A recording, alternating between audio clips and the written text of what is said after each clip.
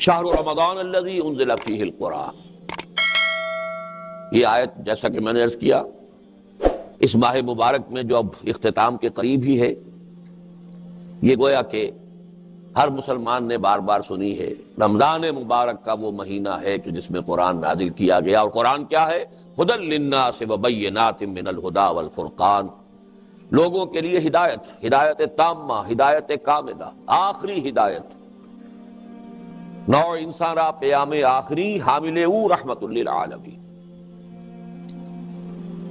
لیکن یہ کہ جو دو میں نے مقامات بتائے ہیں کہ جن میں اس ماہ مبارک کی بھی ایک رات کو معین طور پر دو جگہ پر بیان کیا گیا.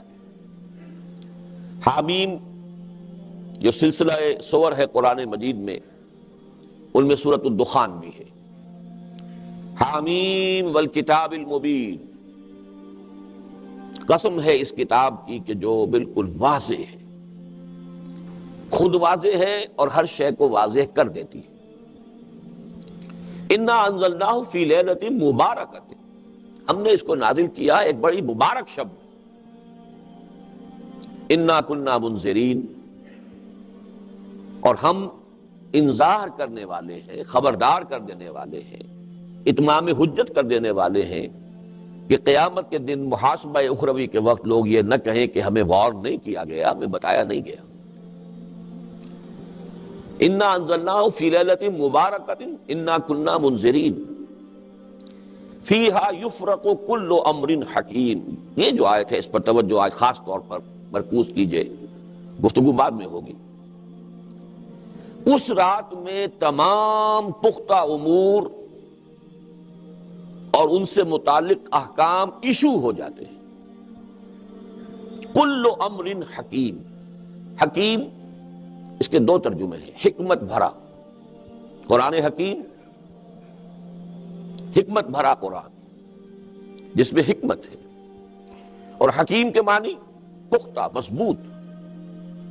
اسی سے لفظ استحکام بنا ہے، مادہ وہی ہے، ہا کاف میم، استحکام، جس پر میری کتاب بھی ہے استحکام پاکستان. کوئی شے مستحکم ہو جائے، پختہ ہو جائے، فائنل. تو کل امر حکیم، ہر وہ معاملات کے جو پختہ ہے اور حکمت بھرا ہے. یفرق فیہا، اب میں نے اس آیت کے الفاظ کی ترتیب بدل دی. فیہا یفرق کل امر حکیم، کل امر حکیم یفرق فیہا، تمام پختہ معاملات، اہم معاملات، مستحکم معاملات، طے شدہ فیصلے اس رات کو، اب میں نے ترجمہ کیا، ایشو کر دیے جاتے. فرق کے معنی کیا ہے؟ جدا کر دینا. ایگزیکٹلی یہی لفظ جو ہے ہم استعمال کرتے ہیں، آرڈرز ایشو ہو گئے. اس سے پہلے ابھی غور و فکر میں تھے، فائل میں تھے، سوچ بچار جاری تھا، کوئی گفتگو تھی، کوئی کسی کا نوٹ تھا، کوئی کسی میں شاید کسی کا نوٹ آف ڈسنٹ آ گیا ہو، لیکن یہ کہ فائنل ہوا، اب ایشو ہو. فرق کے معنی ہے علیحدہ کر دینا، جدا کر دینا. فیہا یفرق کل امر حکیم. تو اس آیت کے لفظی معنی واضح ہو گئے، اس پہ اصل گفتگو بعد میں ہوگی. امرا من عندنا، اب زیادہ اس کے اوپر زور دینے کے لیے ایک حکم کے طور پر ہماری جانب سے. ایشو جب بھی کوئی حکم ہوتا تھا on behalf of his majesty's government, میں یہ آرڈر ایشو کر رہا ہوں، یا فلاں کی طرف سے on behalf of the viceroy, on behalf of the governor.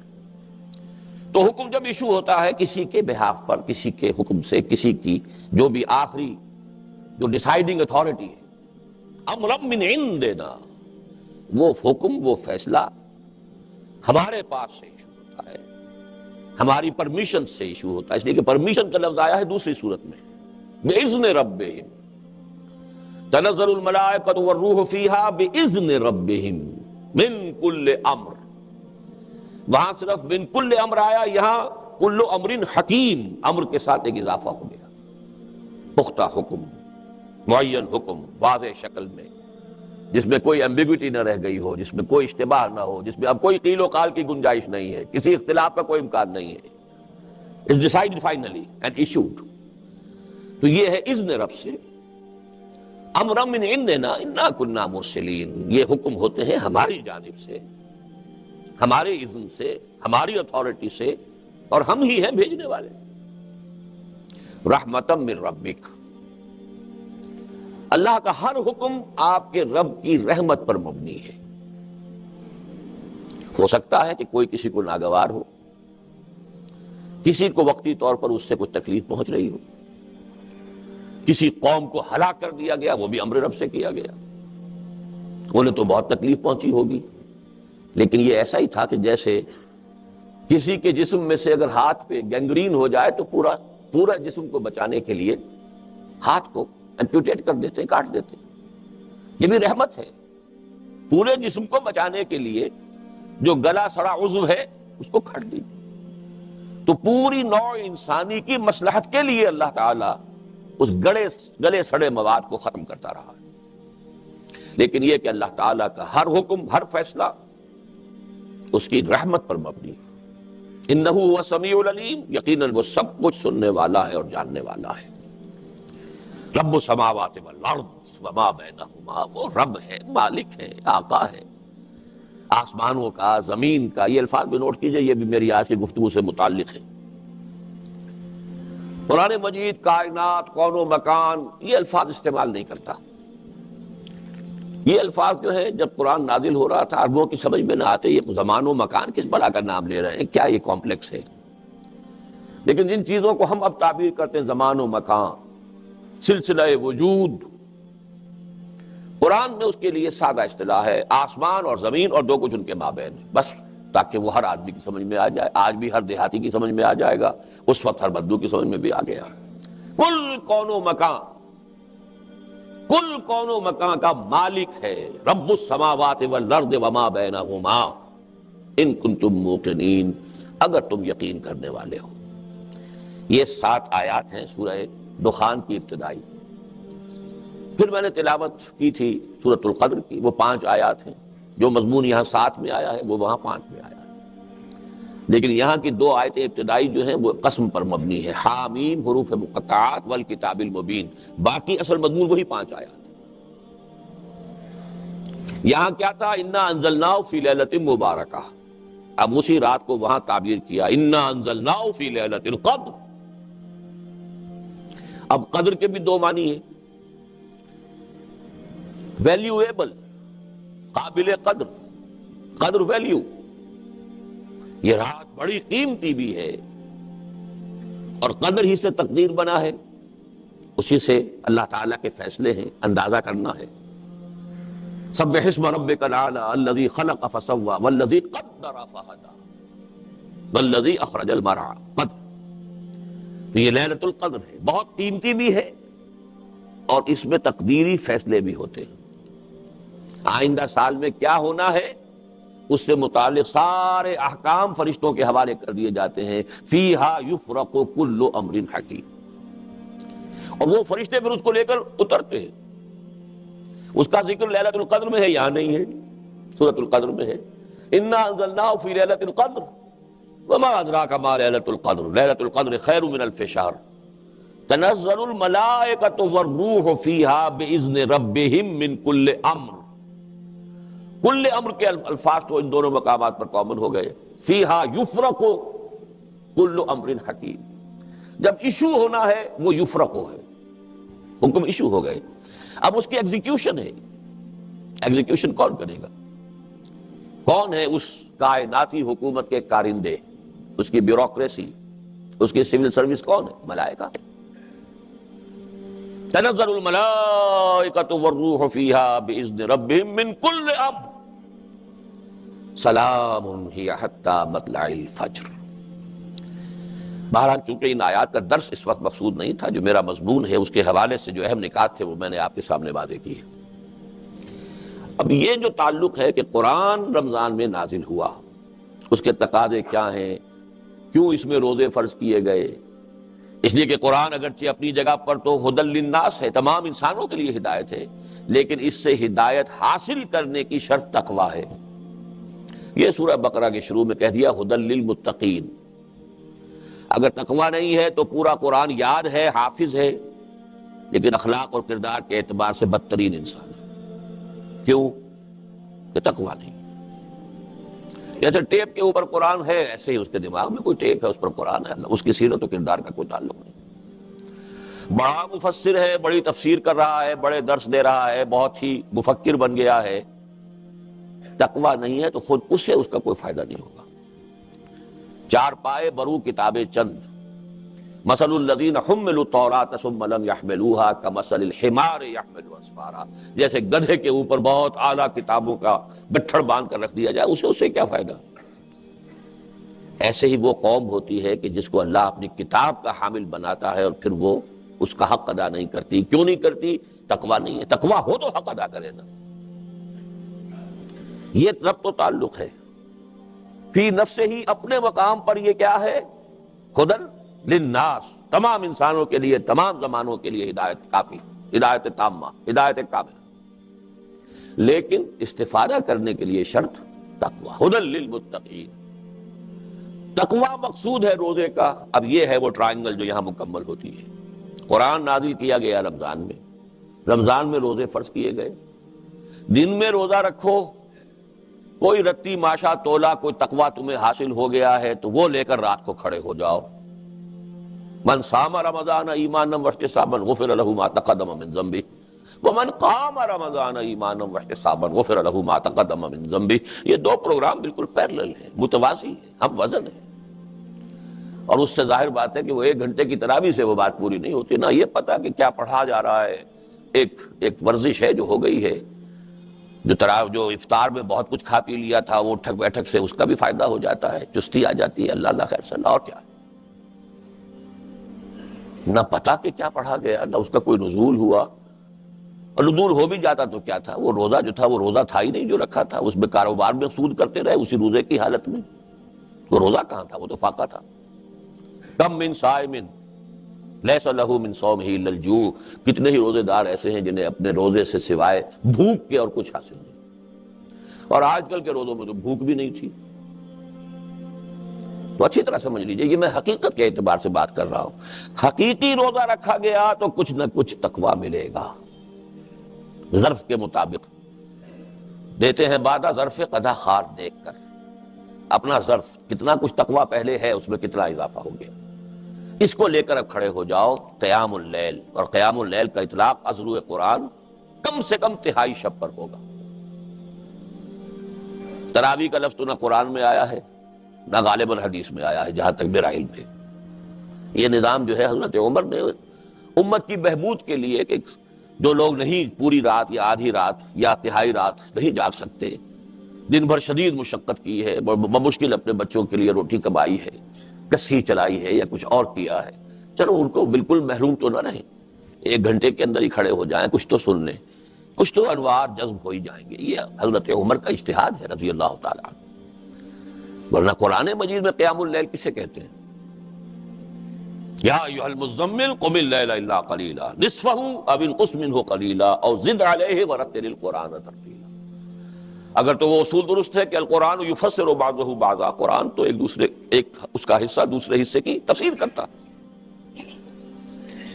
آدھی شب یا اس میں سے کچھ کم کر لو تو تہائی رہ گئی، یا کچھ زائد کر لو تو 2/3 ہو گئی۔ اور اسی کی توثیق ہو گئی اسی سورہ مزمل کی آخری آیت میں، ان ربک یعلم انک تقوم ادنی من ثلثی اللیل ونصفہ وثلثہ وطائفۃ من الذین معک۔ اے نبی، آپ کا رب واقف ہے کہ آپ بھی اور آپ کے کچھ ساتھی بھی کھڑے رہتے ہیں رات کو، 2/3 رات یا آدھی رات یا 1/3 رات۔ اب مضمون مؤکد ہو گیا، 2 جگہ آ گیا کہ نہیں؟ اس سے کم پر قیام اللیل کا اطلاق نہیں۔ بہرحال یہ مضمون میں یہیں چھوڑ رہا ہوں، اس کا تھوڑا سا تذکرہ بعد میں ہو جائے گا۔ پہلی بات جیسا کہ میں نے عرض کیا کہ نص صریح سے قرآن کا اور رمضان کا تعلق تو واضح ہو گیا۔ اب آئیے کہ رمضان کا پاکستان کے ساتھ کیا تعلق ہے؟ کوئی تعلق ہے یا نہیں؟ کوئی تعلق کیا ہے؟ پاکستان بھی نازل ہوا ہے اسی ماہ مبارک میں اور اسی شب قدر میں، اسی لیلہ مبارکہ۔ اتفاقی تو نہیں یہ بات، اس کائنات میں کوئی شے اتفاقی ہوتی نہیں، اللہ کے اذن سے، اللہ کی پلاننگ سے، اللہ کے فیصلے سے۔ تو یہ معاملہ بھی آپ کے نہ سمجھیے، ذرا پنکھا پھرا بھی چلا دیجیے یا پچھلا یا اگلا. تو جو بھی ہوا ہے وہ اس نے رب سے، حکمت رب کے تحت. فیہا یفرق کل امر حکیم، اس کے حوالے سے سمجھیے آپ. ذرا میں نے تجزیہ کیا ہے. پہلے تو یہ سمجھیے کہ یہ نزول کا لفظ میں نے غلط استعمال کیا. شاید سوچ رہے ہیں آپ نزول پاکستان کہاں سے نازل ہو گیا؟ تو زمین کے اندر پہلے سے تھا، وہ زمین میں کوئی نئی حدیں بن گئی ہیں، نزول کیسے ہو گیا؟ قرآن مجید میں نزول کا لفظ جو ہے وہ صرف قرآن اور وحی کے لیے نہیں آیا ہے. ہلکا اور یہ سارے پنکھے چلا کے تو ہیں، پچھلا چلا دیں، یہ پھر بند کر دیں. دیکھیے نیند کو بھی کہا گیا ہم نے نازل کی. سورہ آل عمران کی آیت نمبر 157، جب مسلمانوں پر وہ بڑا سخت وقت آ گیا غزوہ احد میں، بہت سخت وقت، اس وقت اللہ تعالیٰ نے خاص قسم کا سکون نازل کیا نیند کی شکل. ثم انزل علیکم من بعد الغم امنۃ نعاسا، یہ اونگ یا نیند نازل کی گئی ہے. اور پھر ہمارے ساتھیوں کو تو ازبر ہوگی وہ آیت، وانزلنا الحدید، لوہا ہم نے اتارا ہے. اس حوالے سے سمجھیے میں لفظ استعمال کر رہا ہوں، میں نے اس کی جسٹیفیکیشن دی ہے. قرآن نازل ہوا، پاکستان بھی نازل ہوا. کب نازل ہوا؟ 12 مہینوں کا سردار مہینہ، سید الاشہر رمضان. ہفتے کے دنوں میں سید الایام جمعہ، سیدۃ اللیال راتوں کی ملکہ لیلۃ القدر لیلہ مبارکہ. اور یہ تینوں چیزیں جمع کی ہیں اللہ تعالیٰ.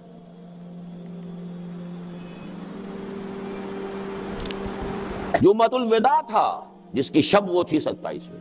یہ بھی قران الصادین کوئی ہر سال تو نہیں ہوتا. جمعۃ الوداع تو گزر چکا، یا آج ہے، اور شب قدر جو ہے 27ویں اگر ہے تو گزر چکی. لازم نہیں ہے کہ وہ 27ویں شب اور جمعے کا دن یہ ٹیلی کر جائے، لیکن یہ کہ قیام پاکستان میں ماہ مبارک رمضان، سید الاشہر، سید الایام جمعہ، اور جمعہ بھی جمعۃ الوداع، اور راتوں کی ملکہ سیدۃ اللیال. اور یہ قران الصادین ہی نہیں، 3 قران جمع ہو گئے. قران 3 چیزوں، اور وہ ہے پاکستان کے نزول کی شب اور اس کا دن. اب یہاں میں تھوڑی سی بات واضح کرنا چاہتا ہوں. قرآن مجید سے معلوم ہوتا ہے کہ اللہ تعالیٰ کی جو اسکیم اس دنیا میں چلتی ہے اور اس کے جو منصوبے بنتے ہیں، ایک لانگ ٹرم منصوبہ ہوتا ہے اور ایک شارٹ ٹرم. لانگ ٹرم ہے اللہ کا ایک دن، اور وہ 1000 برس کا ہے ہمارے حساب سے. بڑی نص سے صریح ہے. سورہ حج میں فرمایا وَإِنَّ يَوْمًا عِندَ رَبِّكَ كَأَلْفِ سَنَةٍ مِّمَّا تَعُدُّونَ،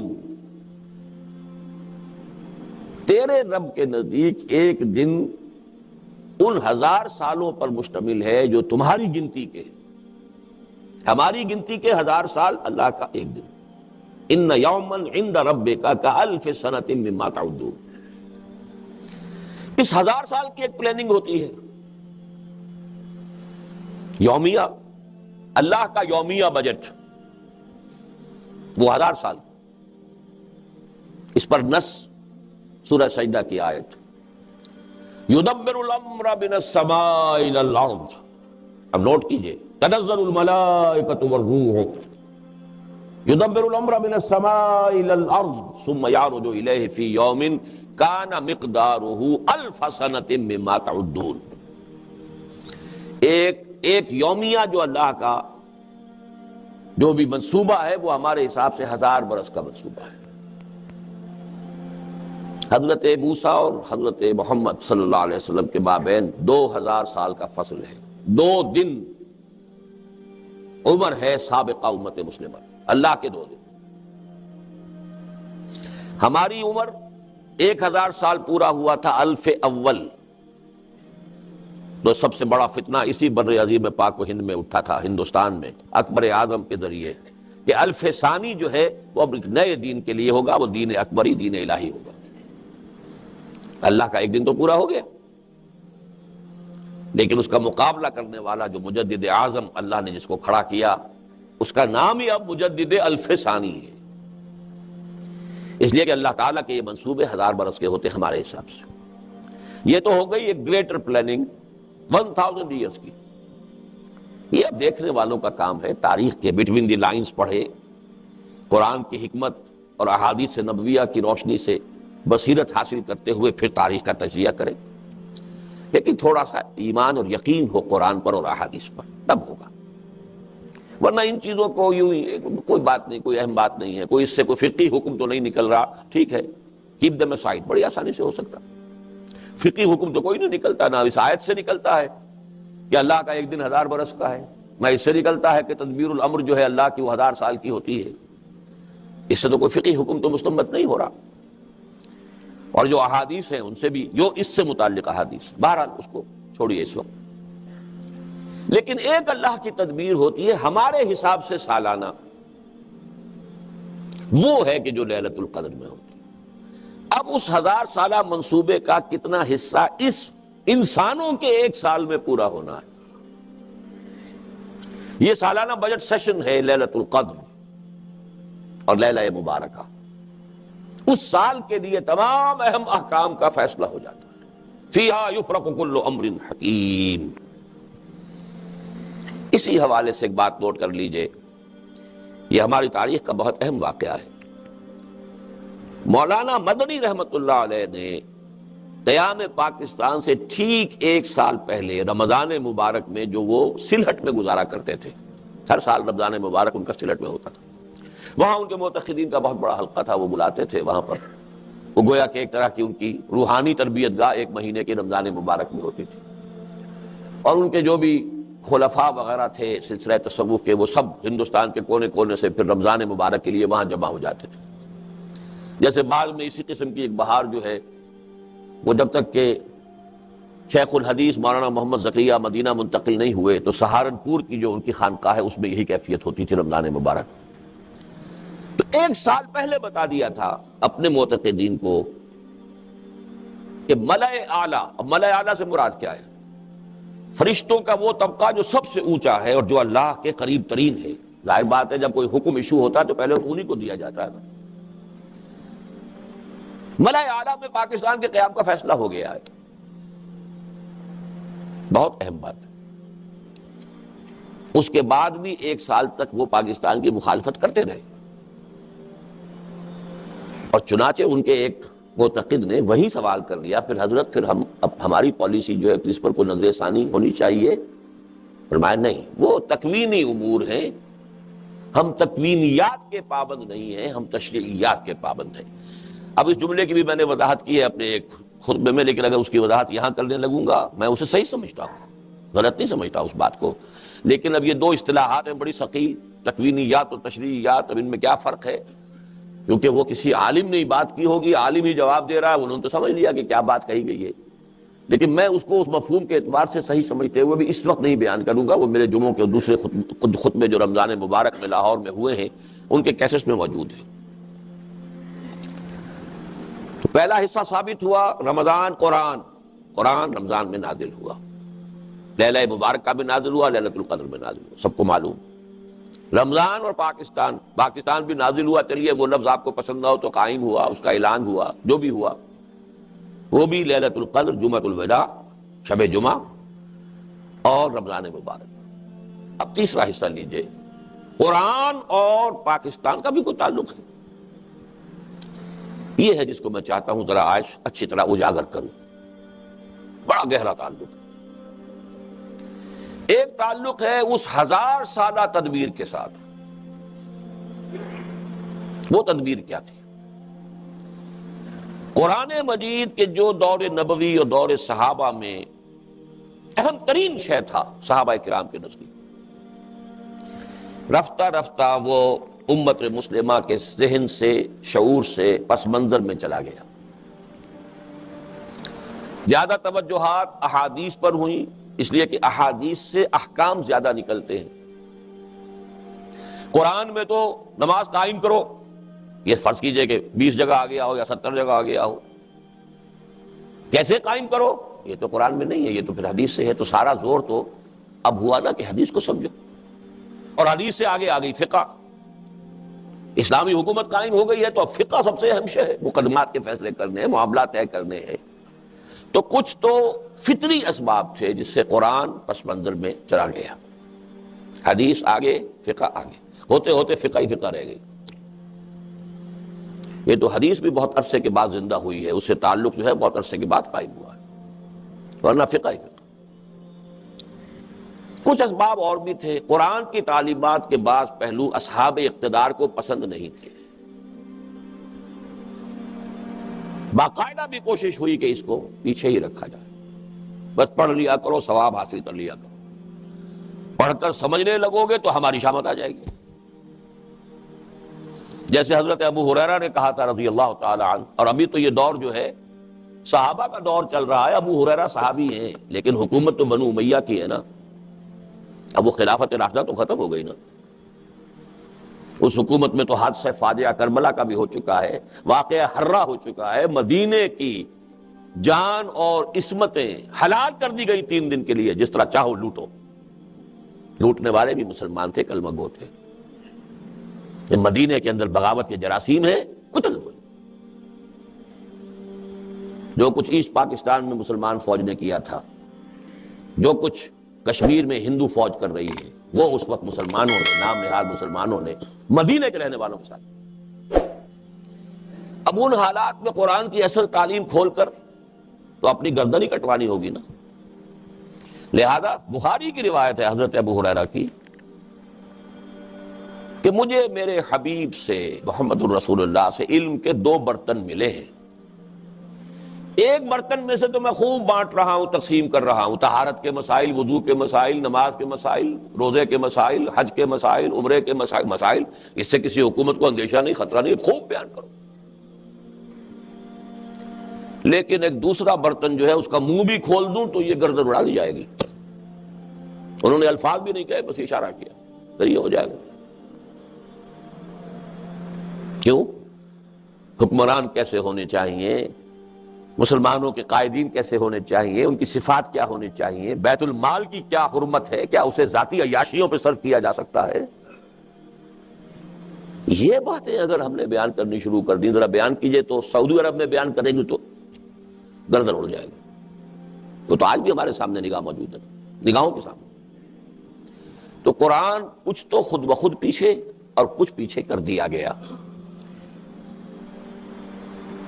اب وقت کا مجھے احساس ہے، ورنہ میں واقعہ آپ کو سناتا۔ یہاں تک ہوا ہے شاہ جہان کے دربار میں عیسائیوں کا اور مسلمان علماء، درباری علماء کا مناظرہ ہوا، پادریوں کا۔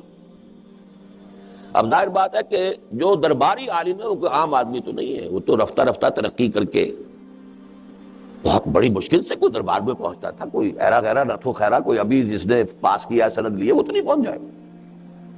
ان چوٹی کے علماء کا حال یہ تھا ہندوستان میں کہ ایک پادری نے ایک آیت قرآن کی پڑھی اور اس سے کوئی دلیل جو ہے قائم کرنی چاہیے اپنے حق میں۔ تمام علماء نے کہا یہ قرآن میں نہیں ہے آیت، یہ نہیں ہے، تم جھوٹ بول رہے ہو۔ انہوں نے کہا منگاؤ قرآن، قرآن کھول کر دکھایا، دیکھو یہ آیت ہے۔ یہ واقعات ہیں، بڑے تلخ واقعات۔ بہرحال یہ سمجھ لیجئے کہ قرآن حکیم سے امت کا جو بعد ہو گیا تقریباً 1000 سال میں، کہ یہاں تک نوبت پہنچ گئی، نوبت بہیں جا رسید۔ قرآن تو کام میں آتا ہے، فرنٹیئر میل کی سپیڈ سے قرآن پڑھو، اجی وہاں تو 20 منٹ میں تراویح ہو جاتی ہے، وہاں چلو بھاگ کر۔ یہ قرآن کے ساتھ حشر ہے جو ہم کر رہے ہیں۔ تو اس حوالے سے لیکن اب وہ دوسرے 1000 سال میں اس امت مسلمہ کا قرآن سے تجدید، تعلق کی تجدید کا عمل شروع ہوا ہے ہندوستان میں۔ شاہ ولی اللہ دہلوی، میری پوری کتاب اس موضوع پر موجود ہے، دعوت رجوع الی القرآن، رجوع الی القرآن، قرآن کی طرف رجوع کرنے کا عمل کب شروع ہوا، کیسے شروع ہوا، کیسے قرآن پس منظر میں گیا، وہ سارا فنومینا میں نے دعوت رجوع الی القرآن کا منظر اور پس منظر، دلائل اور حقائق اور شواہد کے ساتھ اس کتاب میں بیان کیا ہے۔ اس کا عمل شروع ہوا کب؟ شاہ ولی اللہ سے، ہندوستان میں۔ اس وقت تک قرآن مجید کا اردو میں تو کیا ترجمہ ہونا تھا، فارسی میں بھی نہیں تھا، فارسی کورٹ لینگویج تھی۔ شاہ ولی اللہ پہلا شخص ہے جس نے فارسی میں ترجمہ کیا، اور علماء ان کے خلاف اتنی زبردست شورش کر کے کھڑے ہو گئے گویا کہ کفر کیا انہوں نے، ترجمہ کرتا ہے قرآن کا۔ سرحد سے پٹھان منگوا لیے گئے تھے قتل کرنے کے لیے، مسجد فتح پوری کے باہر کھڑے ہوئے تھے کہ جب نکلے گا یہ ولی اللہ اسے قتل کر دینا۔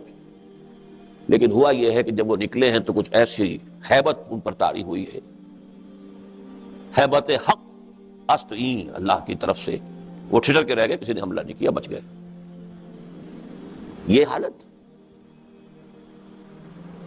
فارسی میں ترجمہ کیا، ان کے 2 بیٹوں نے اردو میں ترجمہ کیا، ان کے ایک بیٹے نے پہلی اردو میں تفسیر لکھی،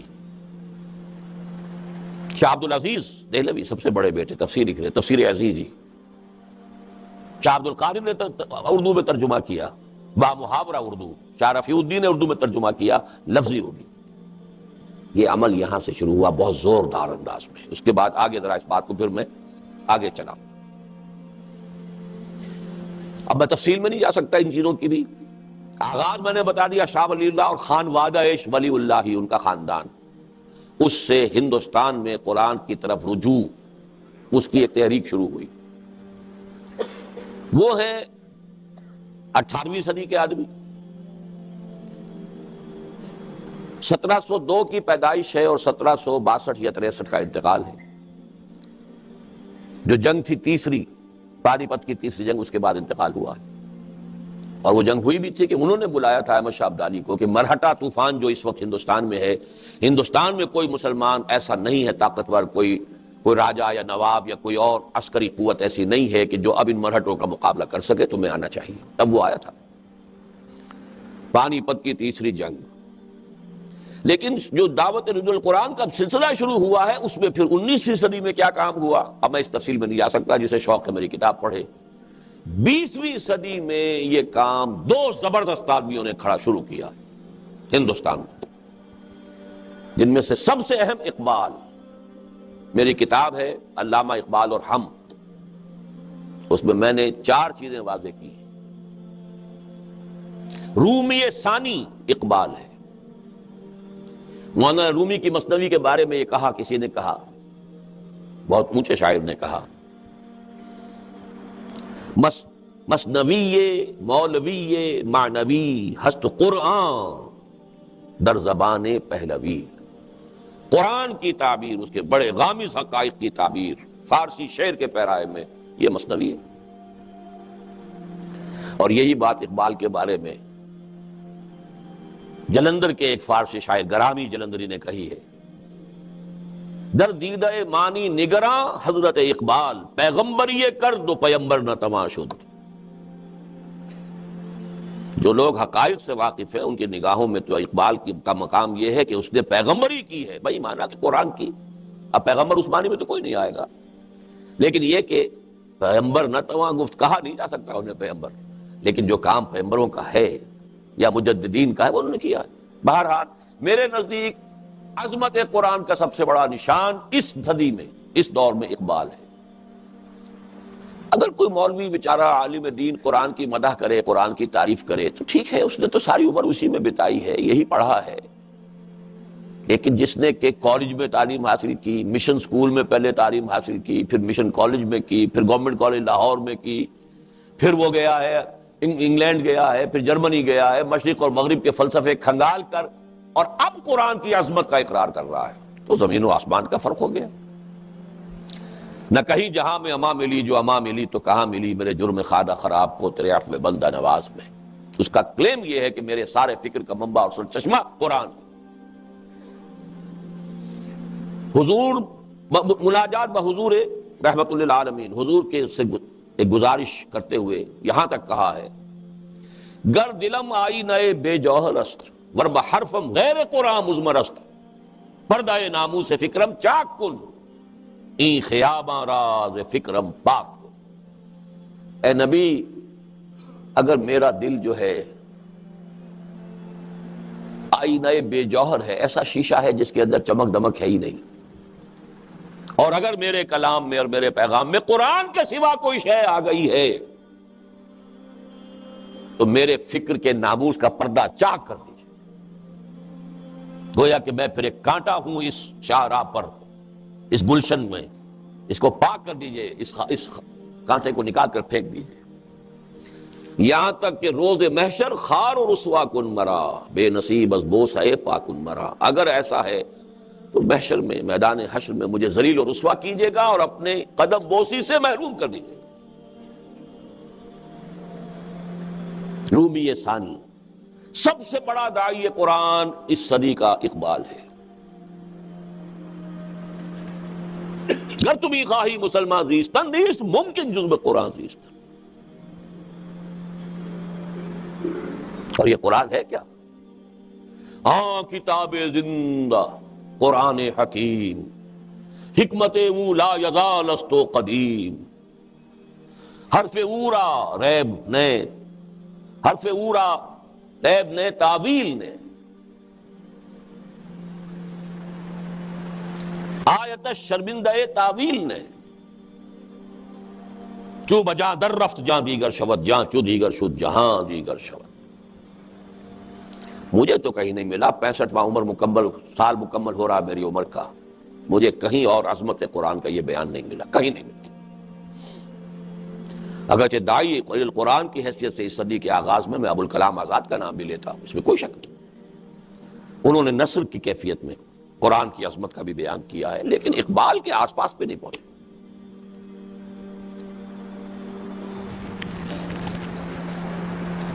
اور یہاں میں آپ کو دو گواہیاں دینا چاہتا ہوں عالم اسلام کے دو مسلمان مفکرین کی اس صدی کے، ایک عرب ایک ایرانی۔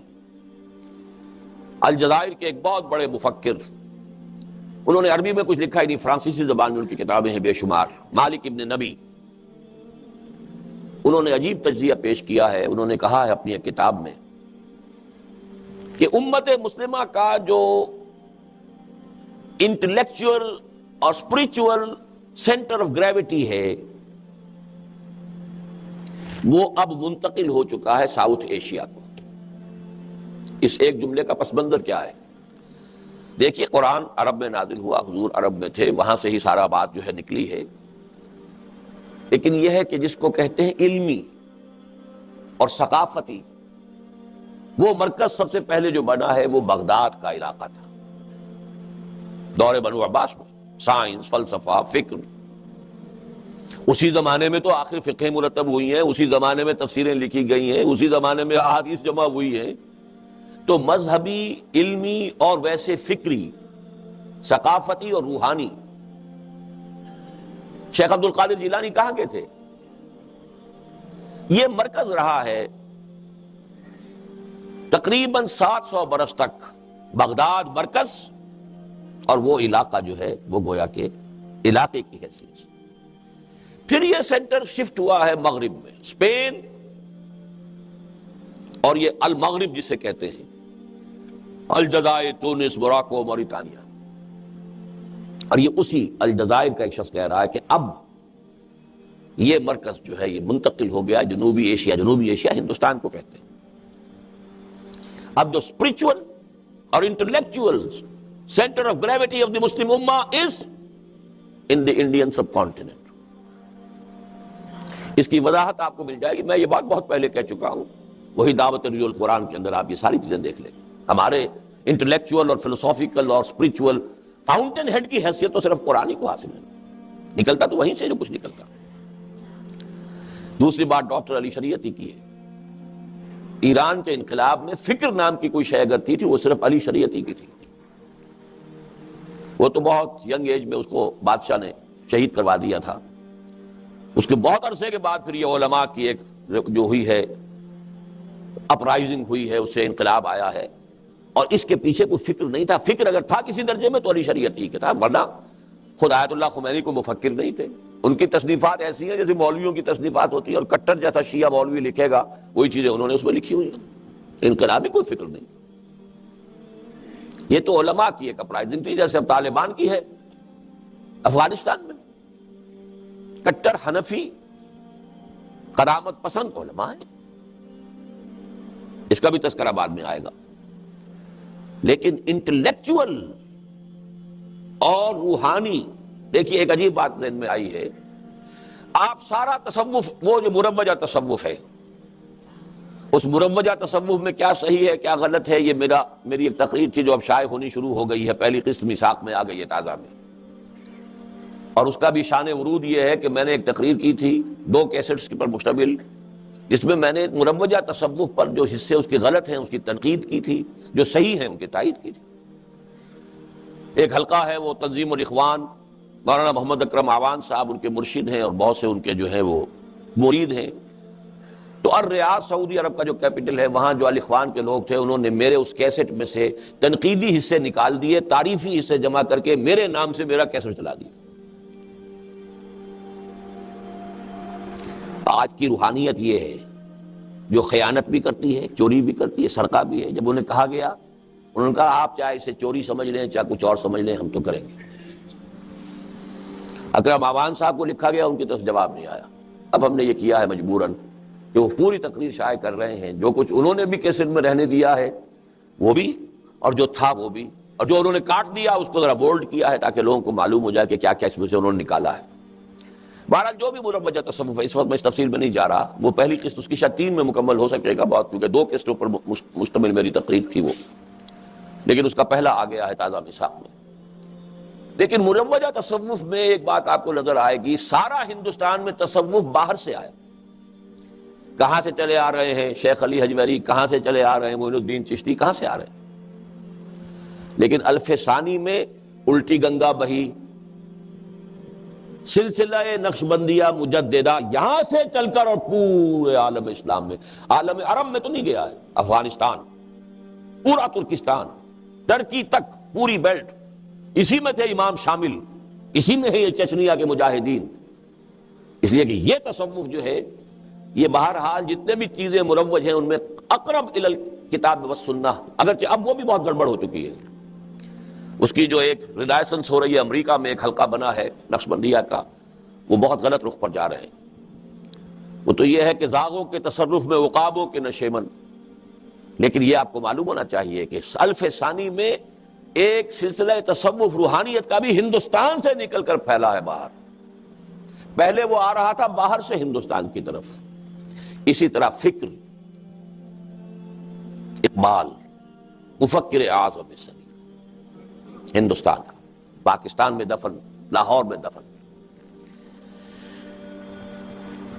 یہ جو اقبال نے قرآن مجید کی خدمت کی یا اس کی للکار مسلمانوں کی دی، اس قدر پیارے الفاظ ہیں، صاحب قرآن و بے ذوق طلب، العجب ثم العجب ثم العجب۔ قرآن کی حامل قوم ہو اور ایسی سست ہوئی بیٹھی ہو اور ایسی پڑی ہوئی ہو زمین پر، اور ایسے ہی جیسے کہا گیا کہ تم شبنم کی طرح زمین پر پڑے ہوئے ہو اور دشمن تمہیں اپنے پاؤں تلے روند رہے ہیں۔ اے چو شبنم بر زمیں افتندئی، در بغل داری کتاب زندئی، وہ کتاب زندہ اب بھی موجود ہے تمہارے پاس، لیکن تم نے اسے اٹھا کر رکھ دیا ہے جزدانوں میں بند کر کے۔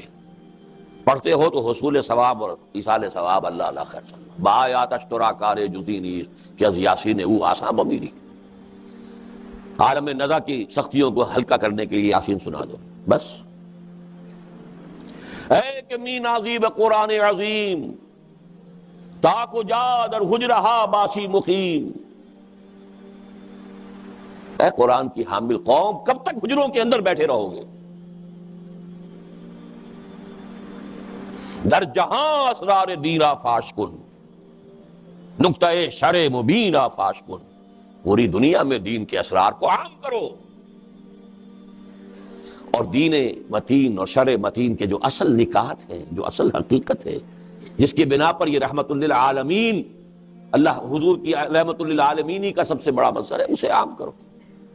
نکل کر خانقاہوں سے ادا کر رسم شبگیری۔ یہ ساری للکاریں آپ نے سنی، کسی اور کے ہاں سنی؟ قرآن کے حوالے سے کہہ رہا ہوں، باقی کسی اور حوالے سے کوئی قومی مسئلہ ہے، کوئی سیاسی مسئلہ ہے، پاکستان کا مطلب کیا، لا الہ الا اللہ، یہ چیزیں اور ہیں۔ قرآن کو مرکز بنا کر، محور بنا کر، جو حضور کی دعوت اور تحریک کا مرکز و محور تھا، یتلو علیہم آیاتہ ویزکیہم ویعلمہم الکتاب والحکمہ، یہ بیسک میتھوڈولوجی تھی جو قرآن کے گرد گھوم رہی ہے۔ اس کی طرف دعوت دینے والا اقبال، اب اسی کو میں آگے لا رہا ہوں.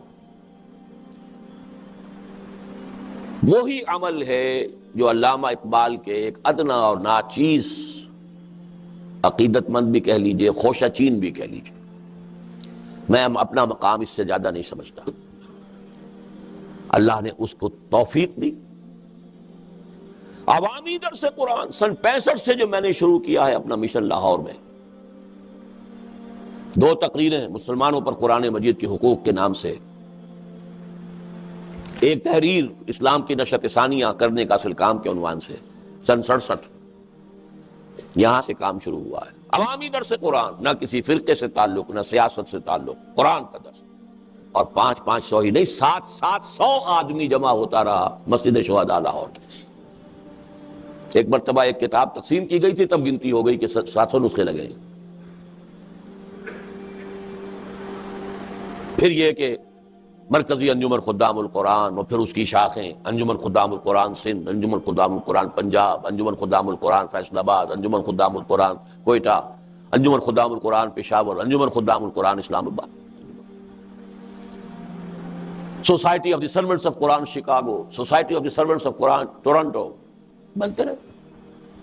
پھر ان کے بطن سے اکیڈمیوں کا وجود ہوا، قرآن اکیڈمی لاہور، قرآن اکیڈمی کراچی، قرآن اکیڈمی ملتان، چوتھی جو ہے فیصل آباد میں بننے والی ہے. اس سے آگے قرآن کالج لاہور میں، قرآن کالج یہاں. یہ سب کیا ہے؟ یہ کسی تدبیر کا حصہ ہے. توفیق تو اللہ بندوں ہی کو دیتا ہے، اپنی تدبیر امر بندوں کے ذریعے سے کراتا ہے. پوری تدبیر امر تو وہ ہے جو ہو رہی ہے.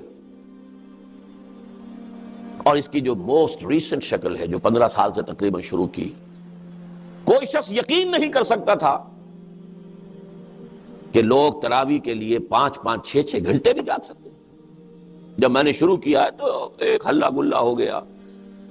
کچھ کم ہمت لوگوں نے اس کا مذاق اڑایا، کچھ نے کہا یہ بدعت ہے، کچھ نے کہا یہ ہے، اور کوئی میں بھی نہیں سمجھتا تھا کہ اتنے لوگ. اور آج پاکستان میں کم سے کم 50 مقامات پر اس کی فہرست بھی دے دی گئی ہے میثاق میں، بالمشافہ بھی، جیسے کہ یہاں ہو رہا ہے رات کو دورہ ترجمہ قرآن. انجینئر ہے، وہ مولوی کی تعلیم حاصل کر کے تو نہیں آئے. اللہ کے فضل و کرم سے کم 50 ایسے نوجوان تیار ہو چکے ہیں. یہ بات معمولی نہیں ہے. اس کو پس منظر میں رکھیے. اس کے جو میں نے حدیث سنائی آپ کو، ان اللہ یرفع بہذا الکتاب اقواما ویضع بہ آخرین، اللہ اسی قرآن کی بدولت قوموں کو اٹھائے گا اور اسی قرآن کو چھوڑنے کے باعث ذلیل و خوار کر دے گا. اس کے راوی حضرت عمر ہے رضی اللہ تعالیٰ عنہ، فقہائے صحابہ میں سے ہیں، کبار صحابہ میں سے. امت کی صرف ایک شخصیت سے نیچے ہیں، ابو بکر کے بعد نمبر 2. اس کی روایت ہے کہ حضور نے فرمایا ان اللہ یرفع بہذا الکتاب اقواما ویضع بہ آخرین. یہ جو قرآن کا ہمہمہ ہے، ولولہ ہے، یہ جو جوش و خروش ہے، یہ جو ہو رہا ہے درس قرآن، یہاں تاج محل میں جب ہوتا رہا ہے 2-2.5 ہزار آدمی ایک وقت کے اندر ہوتا رہا. جو میں نے جا کر دیا تھا درس ابو ظبی میں، اس کے شکار وہ بیٹھے ہوئے کونے میں سید نسیم الدین صاحب، انہوں نے وہ منظر دیکھا ہے، اور بھی بہت سے لوگوں نے دیکھا ہوگا. 7 دن جو درس ہوا ہے وہاں پر، جو درس جا کر دے کر آیا ہوں حیدرآباد دکن میں، کم سے کم 15,000 آدمی، 10,000 مرد، 5,000 برقع پوش عورتیں ہوتی تھی مسجد مکہ میں، مکہ مسجد حیدرآباد دکن میں. پوری دنیا میں لے کر پھرا، دشت میں کوہ میں لے کر تیرا پیغام پھرے. شکاگو میں تربیت گاہ ہو رہی ہے، پورے قرآن مجید کا دورہ ترجمہ قرآن ہو رہا ہے. اگرچہ آدھا کر سکا تھا، پورا نہیں ہو سکا تھا. باقی جو ہے آدھا کرنے کے لیے گیا تھا، لیکن صحت نے جواب دے دیا، میں واپس آنے پہ مجبور ہو گیا. وہ ایک علیحدہ مسئلہ ہے، میں اس میں کوئی وقت ضائع نہیں کرنا چاہتا. تو یہ جو ہے قرآن مجید کا کام. اور جن 2 آدمیوں کا میں نے نام لیا تھا جن کو داعی قرآن کی حیثیت سے اللہ نے کھڑا کیا، دونوں نے ایک اٹیمپٹ کی اور دونوں اٹیمپٹس ناکام ہو گئی. اللہ نے وہ اٹیمپٹ جو ہے پوری کروانا میری تقدیر میں لکھا ہوا تھا. تقدیر تو اس کی ہے. علامہ اقبال نے بنوایا دارالاسلام، ایک ایسا ادارہ جس میں گریجویٹس کو رکھا جائے اور انہیں قرآن پڑھایا جائے. اور ان کا گمان یہ تھا، شاید غلط ہو، کہ ہندوستان میں کوئی ایسا عالم دین اس وقت موجود نہیں ہے جو ان انگریز، اور وہ انگریز اس زمانے کے انگریزی تعلیم یافتہ گریجویٹس، اس زمانے آج کا گریجویٹ نہیں جس کو اس وقت میٹرک یا مڈل کے برابر کا ہوتا آج کا گریجویٹ، کوئی حیثیت نہیں تھی۔ گریجویٹس اس زمانے کے 30s کے زمانے کے گریجویٹس، ان کو جن کے دماغوں میں کیا کیا خناس بھر دیے گئے ہیں، اور ان کو قرآن پڑھانا کوئی آسان کام، قدم قدم پر سوال کریں گے، قدم قدم پر اعتراض کریں گے۔ تو کوئی ایسا شخص چاہیے جو روشن دماغ ہو، جدید اور قدیم پر نظر ہو، مغربی فکر و فلسفے پر بھی نظر ہو، عربی زبان کے گہرا علم ہو۔ تو ہندوستان میں کوئی نظر نہیں آیا تو ایک درخواست بھجوائی الازہر یونیورسٹی کہ ہمیں کوئی ایسا عالم دیجئے جو گریجویٹس کو قرآن پڑھا کر انہیں مطمئن کر سکے۔ وہاں سے بھی معذرت آ گئی کہ ایسا کوئی آدمی ہمارے پاس بھی موجود ہے۔ لہذا وہ عمارتیں بن گئی تھی دارالاسلام کی، وہ بس پھر اس کے بعد یہ کہ مولانا مودودی وہاں چلے گئے، جماعت اسلامی کا مرکز وہاں رہا، یہ اپنا ایک مفید کام تو ہوا، اس میں ایک وقت قائم ہو گیا تھا، لیکن یہ کہ وہ اسکیم نہیں چل سکی۔ اسی اسکیم کو ابوالکلام آزاد نے شروع کیا تھا ان سے بہت پہلے، کلکتہ میں دارالارشاد، قرآن کے مبلغین اور داعی پیدا کیے جائیں جو قرآن کو پوری طرح سمجھ چکے ہوں اور پھر اس کو پہنچائیں۔ وہاں چونکہ مولانا آزاد وہ تحریک آزادی کے اندر کود پڑے، پھر قید و بند ہے، آج بھی قید، وہ سارا کا سارا ادارہ شروع ہوا اور لیکن ختم ہو گیا۔ علامہ اقبال کا خواب تو شرمندہ تعبیر ہوا ہی نہیں، انہوں نے بنایا تھا دارالارشاد۔ وہ دونوں چیزیں آپ کو اس کتابچے میں، مسلمانوں پر قرآن مجید کے حقوق نامی کتابچے میں پیچھے ان کی کچھ وضاحت مل جائے گی، لیکن یہ کہ اللہ تعالیٰ نے قرآن اکیڈمی کے عنوان سے وہی ادارہ، وہی فکر، گریجویٹس کو ہم نے رکھا ہے، ایم ایز کو بلایا ہے، عربی بنیادی پڑھائی ہے، قرآن پڑھایا ہے، فیلوشپ اسکیم شروع کی تھی، اب ایک سالہ کورس ہے جس میں امریکہ سے لوگ آ رہے ہیں، شامل ہوتے ہیں، پڑھتے ہیں، جاتے ہیں، مطمئن ہو کر جاتے ہیں، الحمدللہ ثم الحمدللہ۔ یہ سارا جو میں عرض کر رہا ہوں، ہم ہما، غلغلہ، ولولہ، یہ کوئی ایسا تو نہیں ہے، قرآن ایسی کوئی بیکار اور حقیر چیز تو نہیں ہے کہ قرآن مجید کا یہ ذوق و شوق ہو اور پھر کوئی نتیجہ نہ نکلے۔ البتہ یہ کہ وقت لگتا ہے، اپس اینڈ ڈاؤنز آتے ہیں۔ حضور کی محنت 10 برس کی تھی تو بمشکل 125 آدمی آئے تھے سن 10 نبوی میں، اس کے بعد ایک طوفان آ گیا۔ یہ ہوتا ہے۔ غزوہ احد کے وقت محسوس ہوتا تھا کہ گئے، ساری دھاک جو غزوہ بدر کی بیٹھی تھی ختم ہو گئی، لہذا چڑھ کر آ گئے 12,000 کا لشکر چاروں طرف سے، گویا کہ اب آخری جو ہے ختم کرو اس چراغ کو، بجھا دو۔ لیکن نتیجہ کیا نکلا؟ تو اپس اینڈ ڈاؤنس تو آتے رہتے، اس کی فکر نہ کیجیے، لیکن اس وقت see through the history, the historical process, 1000 برس کی اس منصوبہ بندی میں، الف ثانی میں جنوبی ایشیا اور یہ بر عظیم پاک و ہند کروشل اس کی حیثیت ہے۔ شیخ احمد سرہندی،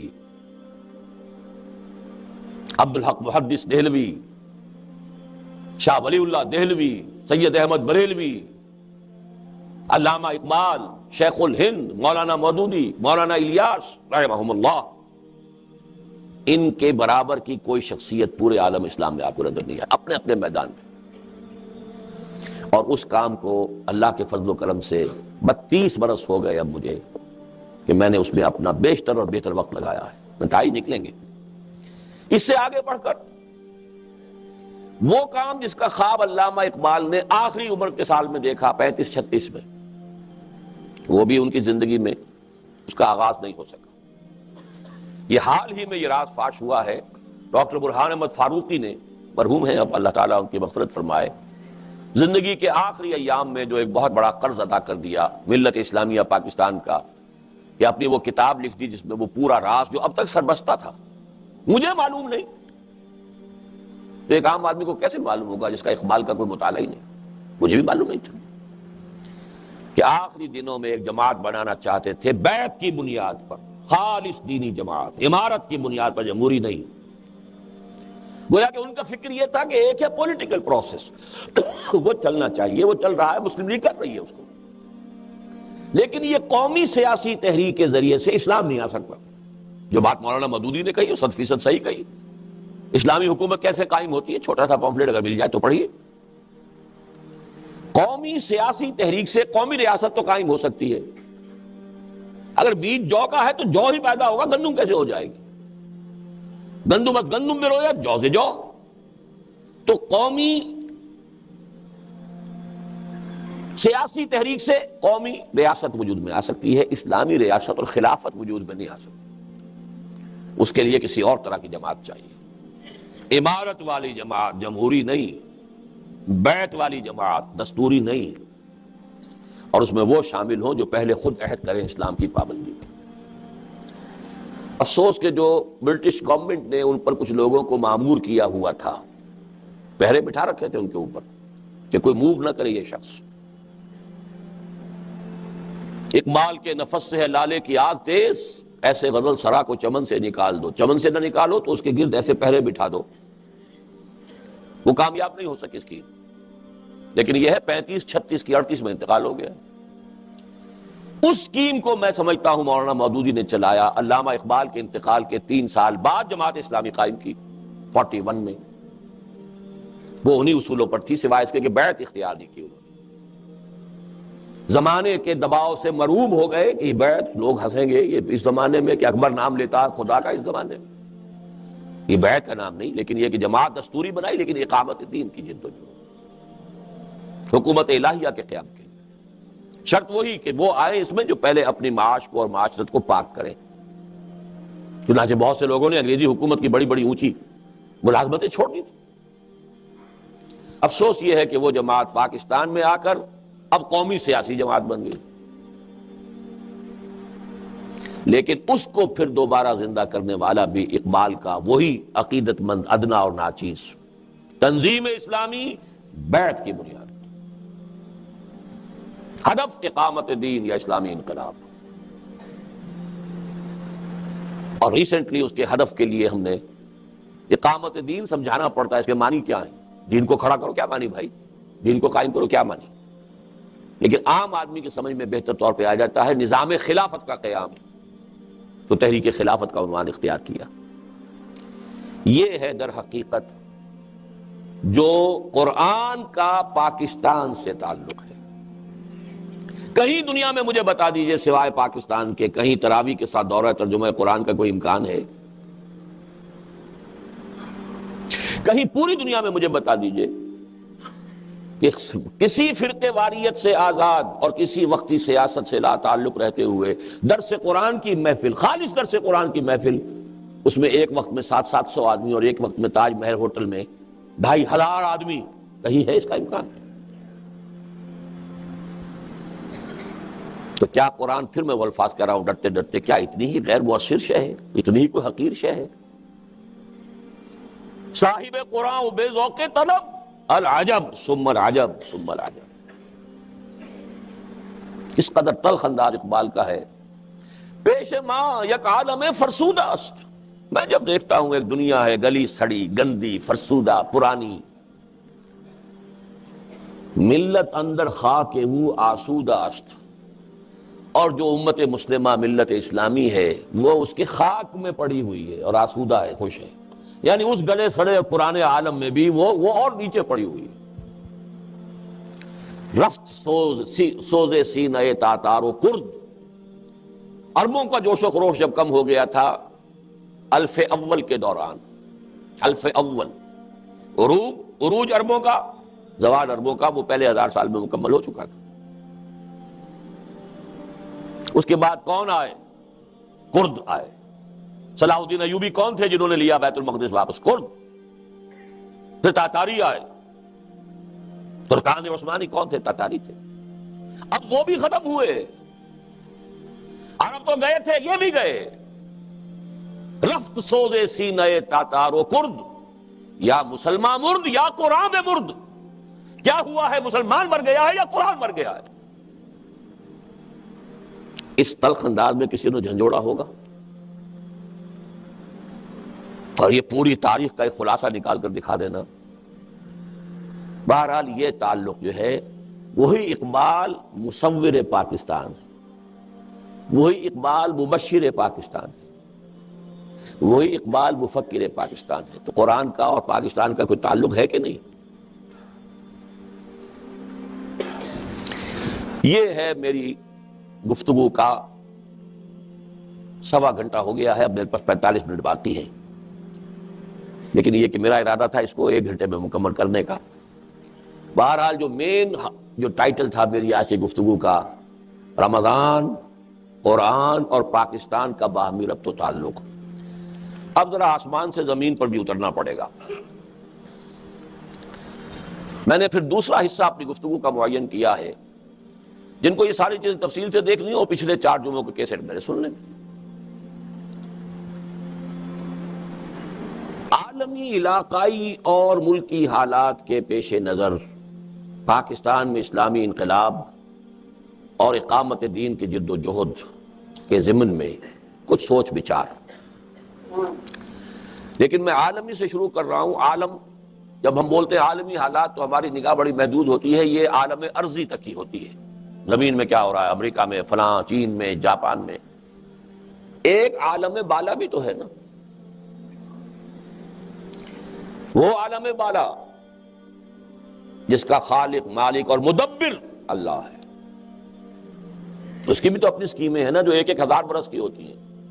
تم بڑا تیر مارو گے، 5 سالہ منصوبہ بناؤ گے، وہ بھی پورا ہوتا ہے کہ نہیں ہوتا، 7 سالہ بناؤ گے۔ ہمارے تو سارے منصوبے جو ہیں وہ پھر ردی کی ٹوکری میں جاتے رہے، لیکن 1,000 سال کا منصوبہ ہے، وہ ہوتا ہے، وہ اس عالمی سطح پر، عالم السماوات والارض۔ اسی لیے میں نے کہا تھا ان الفاظ کو نوٹ کر لیجئے، اس پر بھی میری کچھ گفتگو ہوگی۔ اب میں 2 آیات آپ کو سنا رہا ہوں، اس عالم السماوات والارض، اس کائناتی عالم کا جہاں خالق اللہ ہے، مالک اللہ ہے، مدبر بھی اللہ ہے۔ دیکھیے سورہ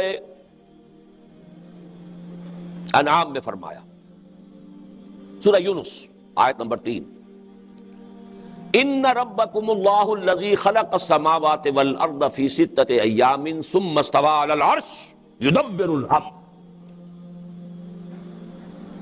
یقیناً تمہارا رب وہ اللہ ہے جس نے آسمانوں اور زمین ان کو 6 دنوں میں پیدا کیا، پھر تخت حکومت پر خود متمکن ہوا، خود تدبیر فرما رہا ہے امر۔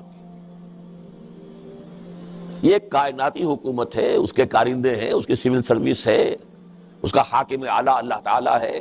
کارندے جو ہیں وہ بھی طبقات ہیں، ان کے CSP گریڈ بھی ہے، نیچے بھی ہے، ملائے اعلیٰ بھی ہے، پھر ملائے اسفل بھی ہے، ملائکہ ارضی بھی ہے۔ یہ سب جو ہے کیا ہے؟ کارڈرز ہیں ان کے بھی، یہ نہ سمجھیے بغیر کارڈرز کے، لشکر ہے۔ وَمَا يَعْلَمُ جُنُودَ رَبِّكَ إِلَّا هُوَ، تیرے رب کے لشکروں کو کوئی نہیں جانتا سوائے اس کے۔ تو لشکروں میں بھی کمان ہوتی ہے، سید الملائکہ حضرت جبرائیل ہیں، مختلف کام مختلف ملائکہ کے تفویض ہیں، یہ سب کچھ ہے کہ نہیں؟ یہ آج ہمارا جو ذہن میٹیریلسٹک اور مادی بن گیا، ان چیزوں کو ہم نے صرف ایک گوشے میں رکھا ہوا، ہاں بھائی مانتے ہیں ہم ہیں، فرشتے بھی ہیں، کیا ہیں وہ؟ ان کی حقیقت اور ان کا مقام واضح ہے کچھ؟ ان کی درجہ بندی، وہ سول سروس سے، ایگزیکیوشن ان کے ذریعے سے۔ اب ذرا نوٹ کیجئے ان الفاظ کو دوبارہ، پھر وہی اصول کے 2 جگہ ضرور آئے گا وہ مضمون، ذرا سے فرق کے ساتھ، وہ بھی نوٹ کر لیجئے گا۔ ان ربکم اللہ الذی خلق السماوات والارض فی 6 ایام ثم استوى علی العرش یدبر الامر۔ سورہ سجدہ کی 2 آیتیں ہیں، 4 اور 5۔ یہ آیت نمبر 3 ہے سورہ یونس کی، جو میں نے پڑھی، پوری نہیں پڑھی ورنہ وقت زیادہ لگ جائے گا، جو متعلق ہے وہ حصہ پڑھا شروع کا، فرسٹ ہاف۔ اب ہیں آیات نمبر 4 اور 5 سورہ سجدہ کی، جو حضور کو بڑی پیاری تھی اس اعتبار سے کہ فجر کی نماز میں آپ عموماً پہلی رکعت میں سورہ سجدہ پڑھتے تھے۔ اب یہاں نوٹ کیجئے، اللہ الذی خلق السماوات والارض وما بینہما، وہاں بینہما نہیں تھا، یہاں ایڈ کر دیا۔ اللہ وہ ہے جس نے پیدا کیا آسمانوں کو اور زمین کو اور جو کچھ ان دونوں کے مابین، فی 6 ایام، 6 دنوں میں، ثم استوى علی العرش، پھر عرش پر متمکن ہوا۔ وہاں تھا یدبر الامر صرف، یہاں اس کی تفصیل آ گئی، یدبر الامر من السماء الى الارض ثم يعرج الیہ فی یوم کان مقدارہ 1000 سنۃ مما تعدون۔ اس کی تدبیر امر 1000 سال، جو تمہارے 1000 سال ہیں تمہاری تقویم اور گنتی کے حساب سے، اس کو محیط ہوتی ہے۔ تو سب سے پہلے تو ہمیں دیکھنا ہے کہ وہ جو عالمی کائناتی حکومت ہے، the permanent and holy divine universal system, یہ میں کیوں الفاظ بنا رہا ہوں کہ اس کے مقابلے میں آئے گا دی نیو ورلڈ آرڈر. جب عالم ارض پر ہم آئیں گے تو اس کا بھی کوئی نظام آ رہا ہے نا. دی نیو ورلڈ آرڈر اس کا تعلق اس زمین سے ہے, نیو ہے. وہ جو ہے آرڈر وہ ہمیشہ کا وہی ہے, اس میں نیو اور اولڈ کا کوئی سوال نہیں. دی پرماننٹ, اسی لیے میں نے ایڈ کیا the permanent holy divine universal system, پوری یونیورس کو محیط.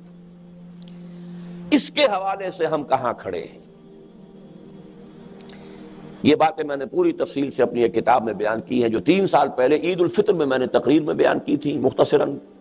پھر اس پر کالم لکھے تھے, اس کے مختلف مضامین نوائے وقت میں چھپے تھے, پھر کتاب بن کر آ گئی تھی سابقہ اور موجودہ مسلمان امتوں کا ماضی, حال اور مستقبل. لیکن اس کا اس وقت جو مجھے بیان کرنا ہے 4 نکات اچھی طرح سمجھ لیجئے اس ڈیوائن یونیورسل سسٹم کی مشیت اور اس کی اب تقدیر کیا ہے, کیا ہوگا. واللہ غالب علی امرہ, اللہ کا یہ امر جو ہے جس پر وہ غلبہ رکھتا ہے, اس کے کیا مراحل سامنے آنے والے ہیں. اب اس میں نے کہاں سے اخذ کیا؟ قرآن سے کیا. کہاں سے کیا؟ حدیث سے کیا. علامہ اقبال سے تمام تر اپنی عقیدت کے باوجود ان کے ایک شعر کو میں نے تبدیل کر دیا, اسے میں غلط سمجھتا ہوں. انہوں نے کہا کہ خیرہ نہ کر سکا مجھے جلوہ دانش فرنگ. صحیح ہے, 100% صحیح ہے. سرما ہے میری آنکھ کا خاک مدینہ و نجف. مدینہ سے مراد حضور کو لیا, نجف سے حضرت علی کو.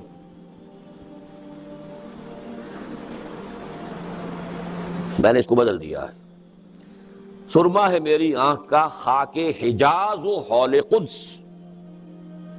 میری آنکھ کا سرما حجاز, خاک حجاز, وہی قرآن نازل ہوا, وہی محمد الرسول اللہ کی حکمت ہے, اور وہی حضرت علی رضی اللہ تعالیٰ عنہ بھی. وہ علیحدہ تو نہیں ہے, مغایرت نہیں ہوگی اس میں. عطف اگر آ جائے گا 2 کے درمیان تو مغایرت ہو گئی نہیں.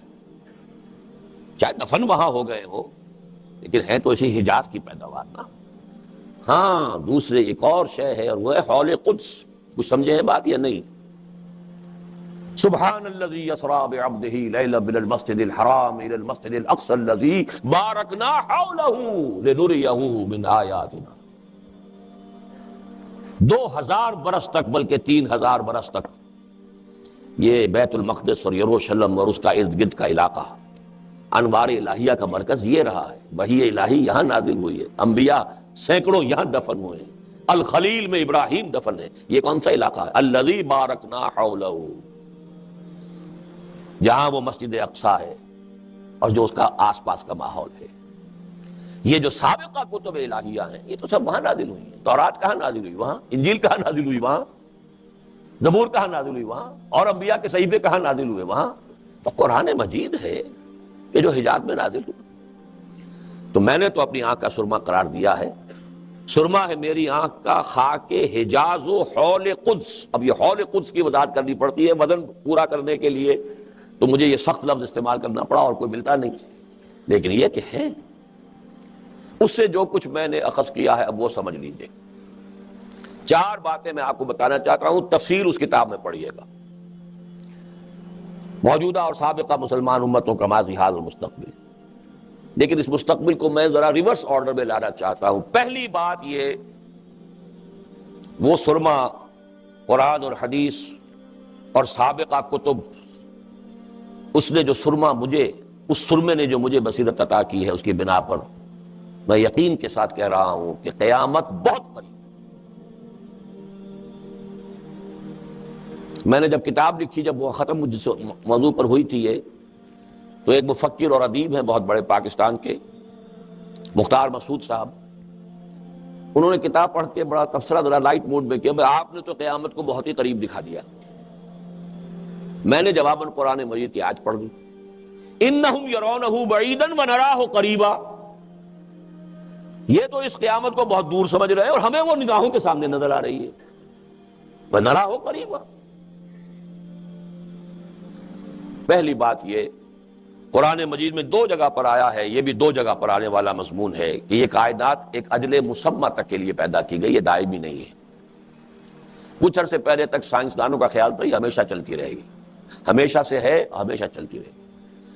اب سائنس بھی آ گئی ہے کہ نہیں، اس کا ایک بگننگ ہے، the big bang was the starting point, اور اس کا اینڈ بھی ہے۔ کب ہوگا، کتنے لاکھ سال بعد ہوگا، یہ ان کی باتیں علیحدہ ہیں، لیکن وہ جو ہے خاک مدینہ و حول قدس، اس سے جو معلوم ہوتا ہے کہ وہ قیامت بہت قریب ہے۔ اس موضوع پر میری اس کتاب کے علاوہ حال ہی میں مصر کے ایک عالم الازہر کے محدث، انہوں نے کتاب لکھی ہے اس امت کی عمر و امت المسلمہ و ظہور المہدی، اس پر کتاب آئی ہے، بہت اعلیٰ کتاب ہے۔ اس کا ترجمہ انشاءاللہ بہت جلد ہم قسط وار شائع کرنا شروع کر دیں گے، یا حکمت قرآن میں اور یا مصحف میں۔ آیات میں سنا دوں، ما خلق اللہ السماوات والارض وما بینہما الا بالحق واجل مسمى، ایک وقت معین تک کے لیے ہے یہ تخلیق۔ یہ سورہ روم کی آیت نمبر 8 ہے۔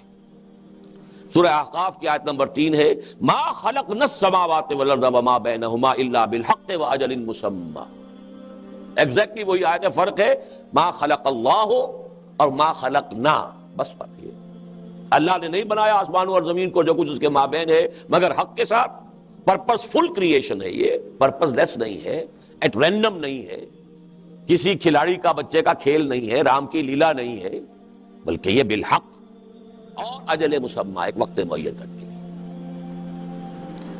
اس کے حوالے سے سمجھیے کہ قیامت بہت قریب ہے، نمبر 1۔ نمبر 2، قیامت سے پہلے کل روئے ارضی پر خلافت کا نظام قائم ہوگا، دین حق کا غلبہ ہوگا۔ میں اسے جس طرح علی وجہ البصیرت، جس یقین کے ساتھ کہہ رہا ہوں، میں اسے ایمان کا درجہ کہہ سکتا ہوں کہ اس میں کوئی شک نہیں، اور جو شک کرتا ہے وہ اگر ناواقفیت کی وجہ سے کرتا ہے تو ٹھیک ہے، معذور ہوگا، لیکن آپ میرا کتابچہ پڑھ لیجئے، اور وہ احادیث وہ تو بہت ہی چھوٹی جو مفت ہم تقسیم کرتے ہیں، نوید خلافت، اس میں وہ ہم نے احادیث ساری جو ہے سامنے رکھ دی ہے، جس کا محمد رسول اللہ پر ایمان ہے اور انہیں الصادق و مصدوق سمجھتا ہے، اور جس کے نزدیک احادیث کے جمع و ترتیب میں جو بھی محنت کی ہے محدثین نے، اس کی بنا پر یہ حدیث موضوع نہیں قرار پا سکتی، اس کو تو شک نہیں رہے گا۔ دنیا کے خاتمے سے قبل کل روئے ارضی پر نظام خلافت علی منہاج النبوت کا قیام ہوگا، اور ظاہر بات ہے کہ اس کا آغاز تو کہیں سے ہوگا، ایک خطے سے ہوگا۔ گمان غالب ہے کہ وہ خطہ جو ہے وہ پاکستان اور افغانستان کا خطہ ہے۔ اس پر میں تقریریں کر چکا ہوں، یہاں بھی کر چکا ہوں، میری تحریریں موجود ہیں۔ اب آئیے نمبر 3، اس سے پہلے میں چونکہ ریورس آرڈر میں جا رہا ہوں، قیامت، اس دنیا کا خاتمہ، اس سے پہلے خلافت علی منہاج النبوت گلوبل، جس کا نقطہ آغاز میرے نزدیک ارض پاکستان و افغانستان۔ نمبر 3، اس سے پہلے سابقہ امت مسلمہ یعنی یہود کا خاتمہ، استیصال، وجود ختم ہو جائے، اور مسلمانوں کے ہاتھوں نہیں ہوگا، یہ انہی کی طرف بھیجے جانے والے رسول کے ہاتھوں ہوگا، حضرت مسیح علیہ السلام، رسولا الی بنی اسرائیل، جن کو انہوں نے اپنے بس پڑھتے سولی چڑھوا دیا تھا، اللہ نے انہیں اٹھا لیا، وہی بھیجے جائیں گے، ان کی آنکھوں ہی میں وہ تاثیر ہوگی معجزانہ۔ حضرت مسیح تو مجسم معجزہ تھے، ان کی پیدائش معجزانہ بن باپ کے، ان کا پنگھوڑے میں بات کرنا معجزانہ، یہ تو قرآن سے ثابت ہے کہ نہیں؟ زندہ مردہ کو زندہ کر دینا، کسی اور نبی کو یہ معجزہ دیا گیا؟ خلق حیات، مٹی سے میں گارے سے پرندہ بناتا ہوں، پھونک مارتا ہوں اور وہ اڑتا ہوا پرندہ بن جاتا ہے، کسی اور کو ملا؟ دفع سماوی، پھر نزول، وہ گویا مجسم معجزہ ہے۔ اور اسرائیل کی طاقت کو کوئی دنیا کی زمینی طاقت ختم نہیں کر سکتی۔ یہ پورا عالم عرب جو سر بسجود ہے اس کے سامنے تو یوں ہی تو نہیں ہے نا، اس کے جو پائلز ہیں، انبار ہیں ایٹمک وار ہیڈز کے، کون ختم کرے گا؟ معجزہ ختم۔ جہاں تک حضرت مسیح کی نگاہیں جائیں گی یہودی پگھلتے چلے جائیں، شجر و حجر پکار پکار کر کہیں گے مسلمانوں یہ ایک یہودی میرے پیچھے چھپا ہوا ہے، اسے آ کے قتل کرو، مسلمان قتل کریں گے، سوائے ایک درخت ہے غرقد، وہ یہودیوں کو پناہ دے گا۔ اور آپ سمجھیے اتنا یقین ہے یہودیوں کو ان کتابوں کے اوپر اور ان روایات کے اوپر کہ سب سے زیادہ پلانٹیشن اسرائیل میں انہوں نے غرقت کی ہے۔ بہرحال میں تفصیل میں نہیں جا سکتا، پھر میں عرض کر رہا ہوں تفصیل کی وہ دلچسپی ہے تو وہ کتاب پڑھیے۔ لیکن نمبر 4 ہے بہت تلخ۔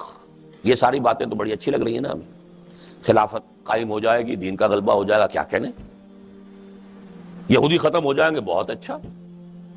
اس سے پہلے اس موجودہ امت مسلمہ کے سب سے اہم حصے پر بہت بڑا عذاب نازل ہوگا، ہولوکاسٹ کے درجے کا قتل عام ہوگا عالم عرب میں یہودیوں اور ان کے سرپرستوں عیسائیوں کے ہاتھوں۔ الملحمۃ العظمی، میسیکرز، اور یہ سلسلہ شاید اگلے سال سے شروع ہو جائے۔ 1948 میں اسرائیل قائم ہوا تھا، اب اندازہ ہو رہا ہے، کچھ گواہی بھی ملی ہے کہ انہوں نے 50 برس کا مارجن رکھا تھا مسجد اقصیٰ کے شہید کرنے کا، 1998 میں پورا ہو جائے۔ مسجد اقصیٰ شہید ہوگی، مسلمان احتجاج کرنے کے لیے اٹھے گا جیسا ہندوستان کا مسلمان۔ ایودھیا کی مسجد کی کوئی حیثیت ہی نہیں تھی، بابر کی بنائی ہو کسی اور کی بنائی ہو، اس کی کیا حیثیت ہے؟ اور مسجد اقصیٰ وہ جب منہدم ہوگی تو کس طریقے سے چیخ کر اٹھے گا پوری دنیا کا مسلمان، خاص طور پر اس علاقے کا مسلمان، عرب مسلمان۔ فنڈامنٹلسٹ ہے ان میں، نوجوانوں میں بڑی زبردست طاقت موجود ہے، حکومت ایجنٹ ہیں ان کی۔ ان کی فہرست میں تازہ اضافہ ہو گیا یاسر عرفات کا، ورنہ جو کچھ الجزائر میں کر رہی ہے حکومت اور جو کچھ کہ مصر میں کر رہا ہے صدر جو ہے وہاں کا، وہ آپ کے علم میں بہت زبردست عذاب۔ اور نمبر 2 عذاب اس امت مسلمہ پاکستان پر آنے کا اندیشہ ہے، وہ یقینی ہے یہ اندیشہ، اس لیے کہ پہلے مجرم وہ ہیں، اس لیے کہ ان کو سب سے بڑا مقام اللہ نے عطا کیا، عربی میں قرآن نازل کیا، اور ان میں سے تھے عرب محمد صلی اللہ علیہ وسلم، یہ رتبہ بلند ملا جس کو مل گیا۔ لیکن انہوں نے بھی اگر اپنا قبلہ یا واشنگٹن کو بنایا یا ماسکو کو بنایا تو ان سے بڑا مجرم تو کوئی نہیں، ان پر تو بہت بڑی سزا آئے گی، یقین کے درجے میں آئے گی۔ دوسری سب سے بڑی جس کے اوپر اللہ تعالیٰ کا فضل ہوا ہے قوم، وہ پاکستان کے مسلمان ہیں۔ پاکستان کا قیام معجزانہ، میری کتاب استحکام پاکستان میں وہ 3 ابواب میں نے ثابت کر دیا ہے، ابھی حال ہی میں نوائے وقت نے اسے شائع کیا ہے دوبارہ ان ابواب کو، قیام پاکستان معجزانہ، اس کے لیے سارے تدابیر اللہ نے جو اختیار کی معجزانہ۔ ہندو اور انگریز کی ملی بھگت کے باوجود پاکستان کا قیام، ماؤنٹ بیٹن گاندھی کا چیلا، نہرو فیملی سے اس کے جو تعلقات تھے ان سب کو پیش نظر رکھی اور پھر پاکستان قائم ہو گیا۔ لیکن ہم نے کیا کیا؟ پاکستان کا مطلب کیا؟ لا الہ الا اللہ، وہ کہاں ہے؟ 50 برس تو ہو گئے لیکن وہ اسلام کہاں ہے؟ بہرحال دوسری سب سے بڑی مجرم قوم، 130 کروڑ مسلمان دنیا میں اس وقت ہے اندازاً، 20 کروڑ عرب ٹاپ کے مجرم، 10 کروڑ مسلمانان پاکستان نمبر 2 مجرم، باقی جو 100 کروڑ ہیں ان کا معاملہ نیچے کا ہے۔ یہ عذاب آنے والا ہے۔ یہ تو میں نے ابھی بات کی ہے جو اس سرمے کے ذریعے سے مجھے نظر آئی ہے، اس کائناتی حکومت کی جو تدبیر ہے اس کے تحت کیا ہونے والا ہے۔ شاید آئندہ 100 سال کے اندر اندر یہ سارا معاملہ پورا ہو جائے، واللہ عالم۔ اب ذرا نیچے آئیے، عالم ارضی، یہودیوں کی مالیاتی حکومت کرۂ ارضی کے 3/4 پر قائم ہو چکی ہے۔ وہ کولونیلزم اور تھی جس کا سیلاب 300-400 برس پہلے چلا تھا، وہ تھا براہ راست جا کر قبضہ کرنا، حکومتیں بنانا۔ اس صدی کے وسط میں اس کولونیلزم کی بساط لپٹ گئی، ایک نیا شروع ہو گیا۔ جب وہ بساط لپٹ رہی تھی اسی وقت ورلڈ بینک قائم کر دیا گیا تھا۔ دم لیا تھا نہ قیامت نے ہنوز، پھر تیرا وقت سفر یاد آیا۔ وقت لگا ہے اسے، تقریباً نصف صدی لگی ہے، لیکن اس وقت قرہ ارض کا 3/4 اس یہودی عالمی یہودی مالیاتی استعمار کے شکنجے میں پوری طرح جکڑا جا چکا، دونوں امریکہ شمالی اور جنوبی، پورا یورپ، پورا افریقہ سوائے ایک سوڈان کا ملک ہے جو ابھی کچھ تھوڑا بہت، لیکن اس کا بھی میں سمجھتا ہوں حالات جو خبریں آ رہی ہیں بڑی وہ مایوس کن سی جا رہی ہیں۔ کہاں تک مقابلہ کرے؟ ایک ملک ہے جس کے وسائل بہت کم ہیں، عالم اسلام میں سے کوئی مدد کرنے کو تیار نہیں، سوائے کچھ مدد کی ہے تو ایران نے کی ہے۔ ایران کو اپنی جان کے لالے پڑے ہوئے ہیں، انسرکلمنٹ آف ایران، اب ٹارگٹ نمبر 1 تو ایران ہے۔ ایشیا بھی تقریباً جو ہے عالم عرب سر بسجود ہو چکا ہے۔ عراق اگر کوئی کر سکتا تھا ادھر ادھر کی بات، اس کا بھرکس نکال دیا، اس کے ایٹمک جو بھی پلانٹس تھے، انسٹالیشنز تھی، انہوں نے تو بہت پہلے اسرائیلی جیٹس جا کر تباہ کرائے تھے، سعودی عرب پر سے ریفولنگ کر کے گئے تھے۔ اور اس کے بعد جو بھی کچھ کیا ہے، عرب ممالک جو ہیں امریکہ کو چونکہ اڈے دینے کو تیار نہیں تھے، نہ سعودی عرب تیار تھا نہ امارات، لہذا انہوں نے اسکیم بنائی، گلاس پائی کے ذریعے سے دام پھیلایا اور صدام کو اس کے اندر جکڑا اور حماقت اور بیوقوفی کرائی، اور اس کے نتیجے میں اس کا اگلا پچھلا کھایا پیا سب اگلوا لیا۔ یہ حال ہے، 3/4 کرۂ ارضی کا جا چکا ہے۔ بھارت بھی تقریباً اس نظام میں جکڑا جا چکا ہے، مالیاتی طور پر، market economy, consumer economy, free economy, اور انٹرنیشنل ملٹی نیشنل کمپنیز کے لیے دروازے کھولنا۔ بھارت کو رشوت دی جا رہی ہے کہ تمہیں اس ریجن کی سب سے بڑی پاور ہم مان لیں گے، تم یہ ساری باتیں ماننا۔ اس پر ایک مضمون مجھے ملا ہے، کوئی centre for the study of Kashmir affairs ہے انگلینڈ میں، ان کی طرف سے آیا ہے اور بہت ہی چشم کشا مضمون ہے۔ اس کا انشاءاللہ ہم اسے قرآنک ہورائزنز میں شائع کر دیں گے، اس کو آپ مطالعہ کیجئے گا کہ یہ اس وقت اسٹریٹجی ہے کہ یہ NWO جو ہے نیو ورلڈ آرڈر، یہ بھارت کو یہ کچھ رشوتیں دے کر کے اس پورے علاقے کا آسین اور آرک کا سربراہ بنا کر مالیاتی سارا جو ہے اس علاقے کا سربراہ بنا دیں گے، تم ہماری یہ چیزیں مان لو۔ اب ایک تو چین ہے، موسٹ فیورڈ نیشن، لیکن چونکہ طاقت ہے وہ تھوڑا سا علاقہ ہے جو ابھی ٹو بی ٹیکلڈ ود ہے، ٹو بی ٹیکلڈ۔ ایک یہ خطہ ہے ایران، اس سے ملحق پاکستان، افغانستان، ان دونوں میں، ایران میں ایک فنڈامنٹلسٹ شیعہ حکومت قائم ہے، علماء، شیعہ قانون، شیعہ جعفری فقہ، لیکن حکومت علماء کی ہے، فنڈامنٹلسٹ حکومت۔ دوسری حکومت فنڈامنٹلسٹ کی افغانستان میں قائم ہو رہی ہے، وہ بھی 4/5 جو ہے افغانستان کا طالبان کے قبضے میں ہے، اور بہت وہاں امن ہے، سکون ہے، حالات بہت اچھے ہیں۔ اور میں سمجھتا ہوں کہ شاید بقیہ بھی، وہ دوستم شاید کوئی چھوٹا سا کوئی علاقہ اپنا بچا لے، ورنہ پورے افغانستان پر طالبان کی حکومت قائم ہو جائے گی۔ طالبان کون ہیں؟ فنڈامنٹلسٹ سنی حنفی علماء۔ اسی لیے اب تشویش ہو رہی ہے، پہلے تو طالبان کی مدد بھی کی، پروموٹ بھی کیا، پاکستان کے تھرو کیا، جو بھی کیا چھوڑ دیجئے اس کو، لیکن اب وہ تو الٹا ہمارے سر کو آ جائیں گے، لہذا تشویش وہ بہت زیادہ ریجڈ ہے۔ تیسرا رہ گیا یہ پاکستان، اس کی بھی حکومت سرنڈر کر چکی ہے، اور وہ تو یہ کہ ہمارے لیے راستہ ہی کوئی نہیں رہا۔ قرض کی پیتے تھے میں اور یہ کہتے تھے کہ ہاں رنگ لائے گی ہماری فاقہ مستی، ایک دن وہ رنگ لے آئی، ایک آرٹیفیشل خوشحالی ہم نے پیدا کر لی، محل بنا لیے۔ یہ سارے محل آپ کے ارد گرد ہیں کہ نہیں جن کو آپ کراس کر کے آتے ہیں؟ لیکن کیا ملک کی اکانومی کوئی مضبوط بنیادوں پر بھی قائم ہوئی ہے؟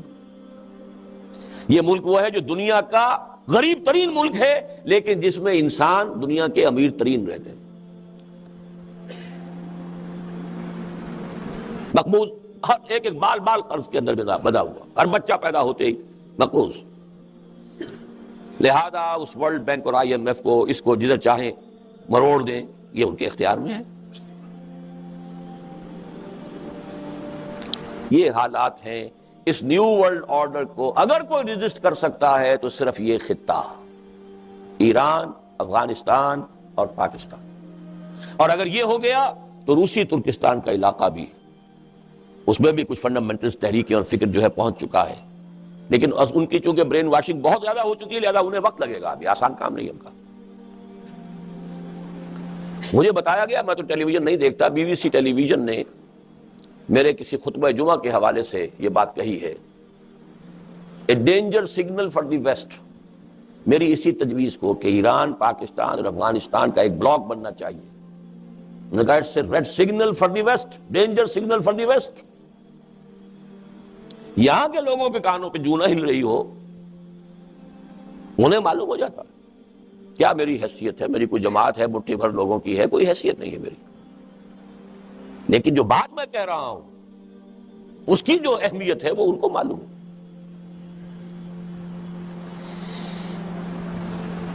اب آئیے علاقائی حالات جو میں نے یہ گنوائے ہیں، ان میں جو ایک اس زمانے میں تبدیلی آئی ہے، ایران کا گھیراؤ ہو رہا ہے، ٹارگٹ نمبر 1 ہے، کسی بھی روز آپ سنیں گے کہ کوئی سٹرائک ہوا ہے اور اس کی جو بھی ایٹمک انسٹالیشنز ہیں وہ تو پہلے بات میں ختم کر دیں گے۔ اوپنلی انہوں نے اپنے بجٹ کے اندر $20 کروڑ کی رقم جو ہے، اوپنلی، کوئی ڈر نہیں ہے اب انہیں، بائی پولر ورلڈ تو ہے نہیں، یونیپولر ہے، ہم ہی ہم ہیں، ہم ہی ہم ہیں، I am the monarch of all I survey، تو سچ بولنے میں کیا برائی ہے۔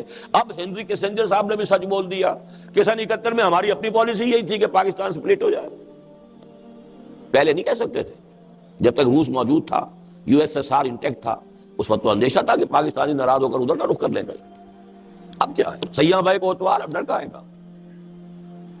اسی طرح کھلم کھلا $20 کروڑ ایران کی حکومت کا تختہ الٹنے کے لیے۔ ٹیررسٹ ایران ہے اور آفیشلی اعلان کے ساتھ پروگرام بنانے والا امریکہ ہے کہ اس کی حکومت کا تختہ الٹو۔ اب ایران کیا کرے، مرتا کیا نہ کرتا، ڈوبتے کو تنکے کا سہارا، ڈیفنس پیکٹ بھارت کے ساتھ کرنے کے لیے تیاریاں۔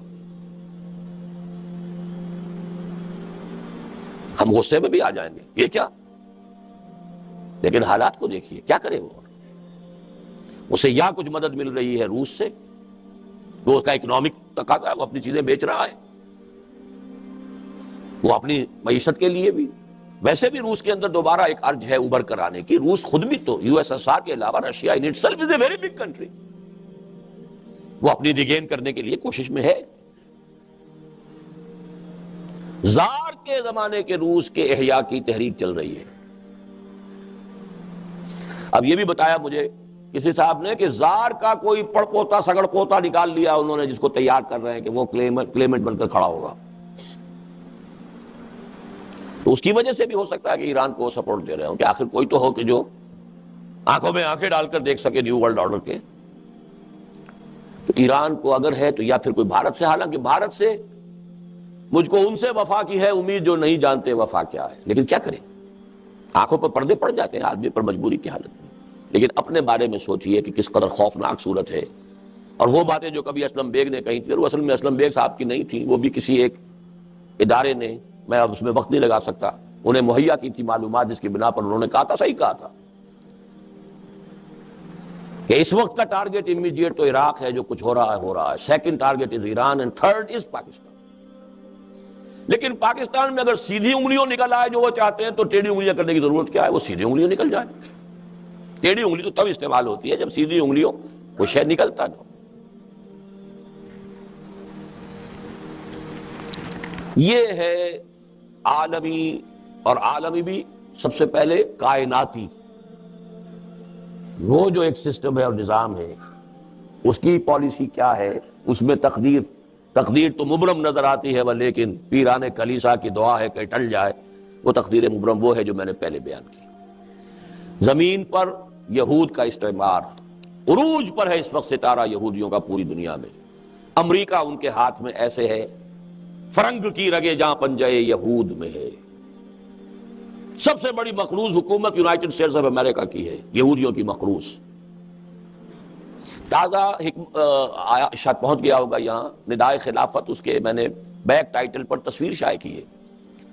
یہ ایک پوسٹر چھپا ہے برطانیہ میں، کرسچین ایڈ کوئی ادارہ ہے، جیسے مسلم ایڈ بنایا ہے انہوں نے، جو اسلام کیا نام ہے ان کا، جو پاپ سنگر ہوتے تھے، یوسف اسلام، غالباً انہوں نے کرسچین ایڈ ہی سے تصور لے کر مسلم ایڈ ادارہ بنایا ہے، تو کرسچین ایڈ کی طرف سے وہ ایک شائع کیا گیا اشتہار، Who rules the world؟ اور اوپر پورے گلوب کے اوپر ایک بڑا سا فوجی بوٹ بنا کر اس کے تلوے پر لکھا ہوا ہے ورلڈ بینک۔ پوری دنیا، وہ جو بات میں نے کہی 3/4 کرۂ ارضی ان کے نیچے آ چکا ہے، باقی کے لیے وہ سرتوڑ کوششیں کر رہے ہیں۔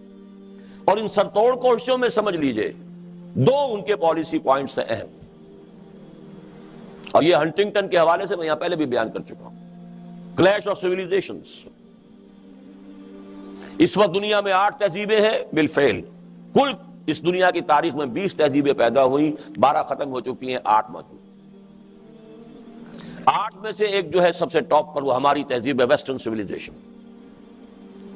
باقی 6 میں سے 5 جو ہیں وہ ہمارے لیے کوئی پرابلم نہیں ہے، we can easily assimilate them into us، جس کی سب سے بڑی مثال بھارت ہے، 1 ارب کی آبادی کا ملک ہے، وہ چھوٹا نہیں ہے، اس کی تہذیب پوری طریقے سے ان کے ساتھ رنگی گئی ہے اور بڑی تیزی سے، بلکہ وہیں سے ہمارے اوپر بھی ایسا ہو رہا ہے۔ جو راجیو کی بیوہ نے کہا تھا کہ ہم پاکستان کو کلچرلی تو فتح کر چکے ہیں، انڈین ٹی وی اس کے ویڈیوز اس کے سارے کلچرلی تو فتح ہو چکا ہے پاکستان۔ اینی ہاؤ اس کا کہنا یہ ہے کہ 6 میں سے بقیہ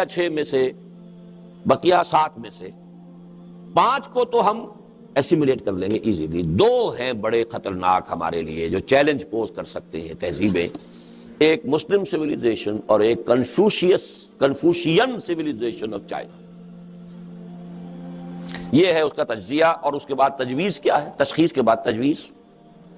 ایک تو چائنا کا تعلق جو ہے مسلمان ممالک سے کاٹو،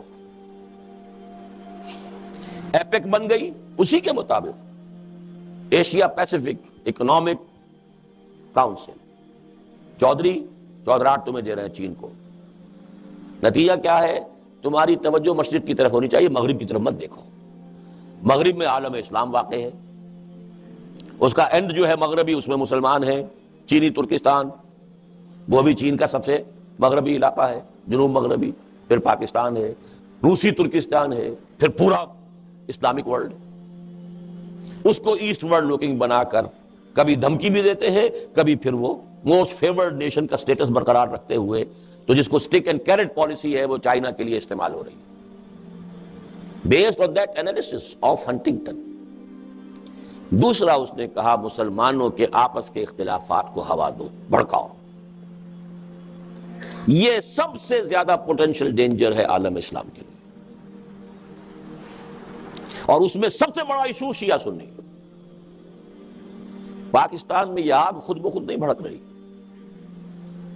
ہے، مسائل ہے نیچے، لیکن ہوا دینے والے بھی کوئی ہے، مدد دینے والے بھی کوئی ہے۔ اور مجھے تو سخت ایک دفعہ تو کپ کپی سی طاری ہوتی ہے، اگر یہ شیعہ سنی مسئلے کی مفاہمت کی کوئی صورت نہ بن سکی تو کٹر سنی حنفی مولویوں کی حکومت افغانستان میں اور کٹر شیعہ جعفری فقہ ایران میں، اس سے بڑا ٹکراؤ کوئی ہوگا؟ امریکہ کو اور کیا چاہیے؟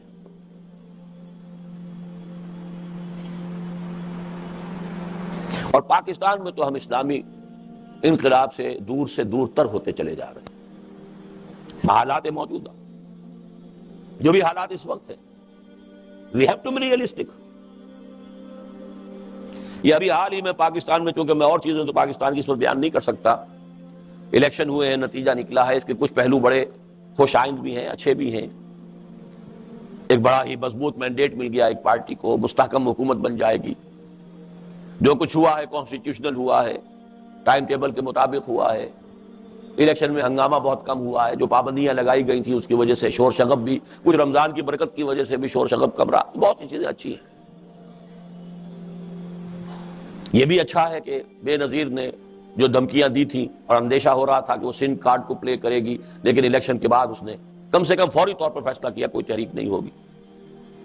یہ سارے آثار اچھے ہیں، اور اس سے ہمارے موقف کا ایک حصہ 100% ثابت ہو گیا۔ میرا موقف کیا رہا ہے؟ پاکستان میں اسلام تو انقلاب اسلامی جو ہے وہ تو انتخابات سے نہیں آ سکتا، لیکن انتخابات جاری رہنے چاہیے، بس یہ ہے میرا موقف۔ پاکستان کا باپ اسلام ہے، ماں جمہوریت ہے۔ سن 46 کے الیکشن کے بطن سے برآمد ہوا پاکستان عالم واقعہ میں۔ وہ عالم جو ہے اس کا فیصلہ وہ ہوتا تو انہی اسی عالم واقعہ کے اندر سے ہو کے اللہ کے فیصلوں کی تدبیر جو ہے ہوتی ہے۔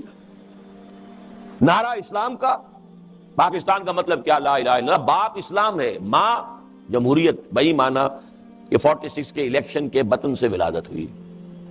تو اس کی زندگی کا دار و مدار اس کے حالات کا وہ تو ہے الیکشن پر ہوتے رہے۔ اور جو بھی کچھ قرض ہم نے اپنے سر چڑھا لیا تھا ضیاء الحق صاحب کے دور میں، الیکشن کو پروسیس کو روک کر، وہ قرض اب ادا ہو گیا، پے بپے 2-3 سال کے بعد 4-5 الیکشن ہو گئے۔ اللہ کا شکر ہے کہ اب وہ سٹیبل گاڑی جو ہے پٹریوں کے اوپر وہ گاڑی چل پڑی ہے۔ لیکن یہ تو ہے اس کا روشن پہلو۔ دوسرا پہلو کیا ہے؟ بہت تاریک پہلو ہے وہ۔ روشن پہلو کو میں سم اپ کروں تو پاکستان موومنٹ یا مسلم لیگ دوبارہ زندہ ہو گئی۔ And Pakistan movement and Muslim League are synonymous. اور تاریک پہلو کیا ہے کہ اس وقت کی پاکستان کی تحریک میں نعرہ اسلام کا تھا، اور آج سرے سے اسلام کا تذکرہ نہیں ہے۔ معاشیات، اقتصادیات، ایشین ٹائیگر، انڈسٹریلائزیشن، یہ نعرہ بھولے سے اسلام کا نام نہیں لیا۔ یہ بھی تو پہلو ہے کہ نہیں؟ لیکن یہ کہ ایک پہلو سے کہ ہمارا وہ موقع بھی 100% درست ہو گیا۔ سب سے بڑی مخاطب تو میری جماعت اسلامی تھی نا اس میں۔ انہوں نے بھی کہہ دیا کہ الیکشن کے ذریعے سے نہیں ہو سکتا، اگرچہ جدھر وہ اب رخ کرنا چاہتے ہیں، لیکن میرا یہ خیال ہے چاہتے تو ہیں، ہمت نہیں کر پا رہے۔ وہ زیادہ خطرناک ہوگا الیکشن سے بھی۔ غلط راستے سے پلٹ کر ایک دوسرے بڑے غلط راستے پر جا رہے ہیں۔ الیکشن سے واپس پلٹے، اب جانا کس پر چاہتے؟ نہیں حکومت قائم ہونے دیں گے۔ اب ٹھنڈے ہو گئے، 6 مہینے دے دیتے ہیں ہم کو، دے دیں کیا؟ اب تو پتا ہے کہ you are a non anti. Election نہیں ہوگا، 20% سے زیادہ ووٹ پڑے تو یہ ہو جائے گا، ریگنگ ہوگی، شمار ہوگی۔ وہ 36% ووٹ پڑ گئے، لیکن یہ کہنے کی ضرورت نہیں ہوئی کہ ریگنگ ہوئی ہے۔ انتہائی کرائسس جس کو کہتے ہیں جماعت اسلامی۔ لیکن بدقسمتی سے وہی غلطی کہ جو الجزائر میں ہوئی، وہاں تو کامیابی کے بعد، الیکشن میں کامیابی کے بعد پھر جب اس کو روک دیا گیا تو پھر وہ ٹیررسٹ ایکٹیویٹی اور گوریلا وار کی شکل اختیار کر لی گئی۔ اسے بھی میں غلط سمجھتا ہوں، صحیح نہیں۔ یہاں بھی یہی تھا کہ اب یہ دیکھ کر کے الیکشن کے راستے سے کوئی بھی پیش رفت کی امید نہیں ہے، تو اندیشہ ہے کہ آج نہیں تو کل جو نوجوان، ایک طاقت تو ہے، 20-30 ہزار 40 ہزار تو نوجوان ہوں گے نا، جماعت اسلامی کے ورکرز ہیں ان کے، وہ اور نوجوانی کا جوش ہوتا ہے، خروش ہوتا ہے، اور پھر ان کی بہت بڑی تعداد نے جو ہے وہ تربیت حاصل کی ہے افغانستان میں، کچھ نے کشمیر میں۔ تو اندیشہ یہ ہے کہ کہیں اس راستے پر نہ نکل جائیں، اللہ تعالیٰ اس سے بچائے۔ وہ راستہ مفید نہیں، بہتر نہیں، نقصان دہ۔ بہرحال اب جو میرے سامنے جو اس اعتبار سے جو کروشل ایشوز ہیں وہ 2 ہیں۔ میں بہت سے حصہ جو آج اور کہنا چاہتا تھا، اب کوئی امکان نہیں ہے، وہ میں عرض کر چکا ہوں۔ میرے 4 کیسٹ پچھلے 4 جمعوں کے آپ ان کو سن لیجئے گا تو یہ ساری باتیں آ جائیں گی تفصیل سے۔ میرے نزدیک موسٹ کروشل جو ہے اسلام کے اعتبار سے، میرا جینا مرنا اسلام کے لیے، قرآن کے لیے، اسلام کے لیے، اور قرآن اور اسلام کو حضور کی اس حدیث نے جوڑ دیا، ان اللہ یرفع بہذا الکتاب اقواما ویضع بہ آخرین۔ ایک تو یہ کہ پاکستان میں اسلامی انقلاب کے لیے جو اب فرسٹ پرائیورٹی ہے، جو کام کرنے کا ہے اس وقت، کہ جماعت اسلامی کی جو فورس ہے بہت بڑی، اس کو صحیح رخ پر آنے کی دعوت دی جائے۔ میں نے 2 سال پہلے تدبیر الہی میں تو یہ چیزیں کچھ طے ہو چکی ہوتی ہے نا، پہلے 2 سال پہلے تقریر کی تھی، جو چھپا ہوا ہے، کتاب چاپ ہے، اس کا کتاب ہے کہ پاکستان میں مذہبی جماعتوں میں جو اختلاف اور افتراق ہے اس کا پس منظر کیا ہے، اور اب یہاں اسلامی انقلاب کے لیے ضرورت ہے اس بات کی کہ وہ جو فکر انقلابی اقبال کا تھا، جس کو لے کر پھر مولانا مودود نے جماعت اسلامی قائم کی تھی، ابو الکلام اور اقبال کے 2 دھارے کو جوڑ کر ایک جماعت اور ایک تحریک کا آغاز کیا تھا. اب اس کے جو حصے بکھر گئے ہیں، کچھ لوگ سن 43 میں علیحدہ ہو گئے تھے، خیر وہ تو نسل وہ ہے جو اب ختم ہوئی، تلک امت قد خلت، ان میں سے تو ایک صاحب اب باقی ہیں مولانا علی میاں ہندوستان میں، باقی سب فوت ہو چکے. پھر وہ سن 57-58 میں ایک بہت بڑا اختلاف ہوا، اور اسی زمانے میں علیحدہ ہوا، مولانا اصلاحی صاحب علیحدہ ہوئے وغیرہ. ان میں سے بھی بعض لوگ جا چکے، میری تو اس وقت کوئی حیثیت ہی نہیں تھی، 24 برس کا نوجوان، 25 برس ابھی پورے نہیں تھے.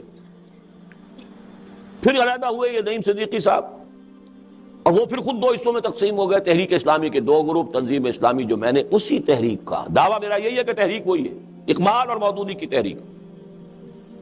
صرف یہ ہے کہ یہ قومی سیاسی جماعت کا رول نہیں، الیکشن کا طریقہ نہیں، انقلابی طریقہ، اصولی اسلامی انقلابی جماعت انقلابی پروسیس سے کام کرے. پہلا انتہائی اہم کام یہ ہے کہ ان بکھرے ہوئے عناصر کو جمع کیا جائے، اور جمع کرنا اس شکل میں تو ممکن نہیں ہے کہ مرجر ہو جائے جماعتوں کا، اپنی اپنی قیادتیں ہیں، اپنے اپنے نظام ہے، وفاق قائم کیا جائے، ایک یونائٹڈ فرنٹ ہو، انتخابات کے لیے نہیں.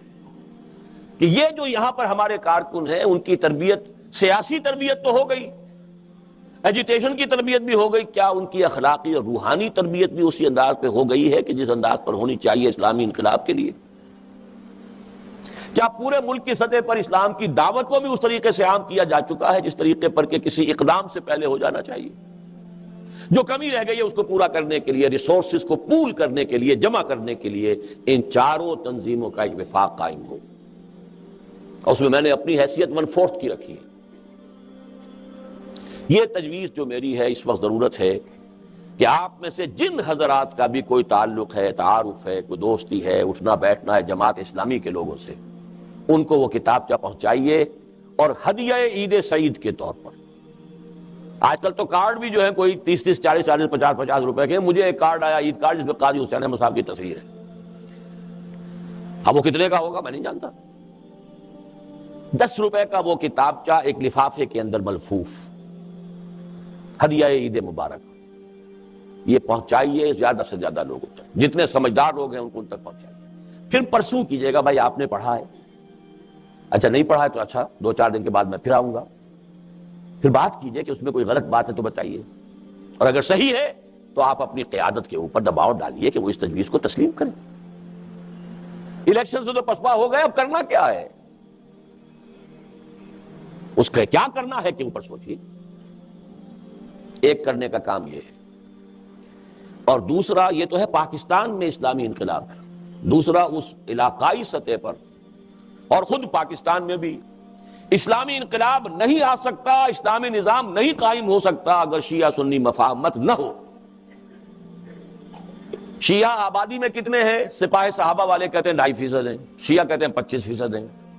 ایوریج نکال لیجئے دونوں کا، چلیے 10% تو مانیں گے، لیکن 10% کی گنتی کے اندر فوج، ٹاپ بیوروکریسی، پولیس، سب سے بڑھ کر ذرائع ابلاغ، ٹیلی ویژن، ریڈیو، ان میں جو ان کا تناسب ہے آپ انہیں نظر انداز نہیں کر سکتے. آنکھیں بند کر دیں ایک تعصب میں، ایک جوش میں، ایک انتہائی جو ہے جنونی کیفیت میں، ان چیزوں کو بھول جائیں، وہ بات اور. لہذا مفاہمت کا فارمولہ بھی میں نے پیش کیا، وہ بھی 2 سال پرانی بات ہے. اور مجھے حیرت ہوئی ہے تب جب میں نے تو بہت ڈرتے ڈرتے پیش کیا تھا کہ کب شیعہ اسے کب قبول کر سکتے ہیں، اور یہی بات مجھ سے کہی تھی ہمارے جو صدر ہیں لغاری صاحب، یہ وہ کب مانیں گے. میں نے کہا دیکھیے حالات کا رخ جو ہے وہ شاید ماننے پر، سوچنے پر آمادہ کر دے. ایران انسرکل ہو رہا ہے، اگر افغانستان بھی خدا نہ خواستہ نیو ورلڈ آرڈر کا اعلی کار بن جائے غیر شعوری یا شعوری طور پر، تو کتنا خوفناک ہوگا ان کے لیے. پھر تھرڈ ٹارگٹ پاکستان ہے، نہ یہاں شیعہ سٹیٹ بن سکے گی نہ سنی سٹیٹ بن سکے گی. کیا بنے گا؟ یہودیوں کا مالیاتی استعمال. اس حوالے سے شاید وقت آنے پر یہ سوچ لیں. حیرت مجھے ہوئی جب وہاں سے ایک عالم دین آئے، آیت اللہ وائز زادہ خراسانی، انہوں نے کہا یہی ہمارا موقف ہے، اور یہی آیت اللہ خمینی صاحب کا موقف تھا. ہر مسلمان ملک میں اسلامی انقلاب کے معنی یہ ہوں گے کہ وہاں جو پبلک لا ہے وہ وہاں کی اکثریت کی فقہ یا اکثریت کے مذہبی تصورات کے مطابق بنے گا، لیکن پرسنل لا میں تمام فقہوں کو آزادی ہو. یہی تجویز میں نے پیش کی تھی. میں نے جنوری میں تقریر کی تھی, یہ نومبر سن 95 میں آ گئے.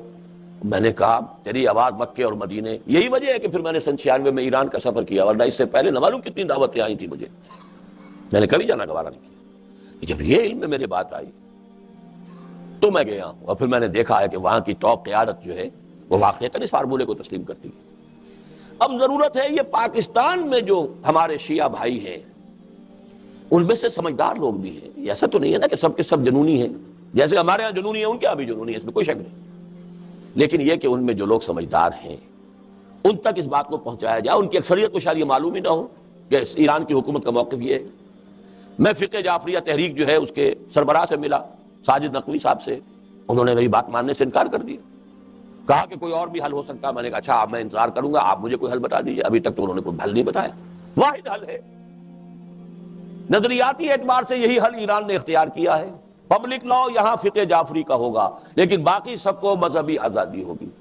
عبادات میں, پرسنل لا میں, شادی بیاہ میں, نکاح طلاق میں, وراثت میں, یہ پرسنل لا ہے. یہ حنفی کے طریقے پر کرے, حنبلی کے طریقے پر کرے, مالکی کے طریقے پر کرے, کھلی آزادی. اس میں یہ کہ کس حد تک صحیح ہے کس حد تک غلط ہے عملاً یہ بات ایک علیحدہ ہے. دستور اور قانونی سطح پر طے یہی ہے, اور بہت حد تک اس پر عمل ہو رہا. ایک چیز میں عمل نہیں ہو رہا. ان کا دعویٰ یہ ہے کہ جہاں سنی اکثریت ہے وہاں سنی مسجدیں بنیں گی, اور ہم شیعوں کو بھی مجبور کریں گے کہ وہ سنیوں کی امامت میں سنی مسجد میں نماز ادا کریں.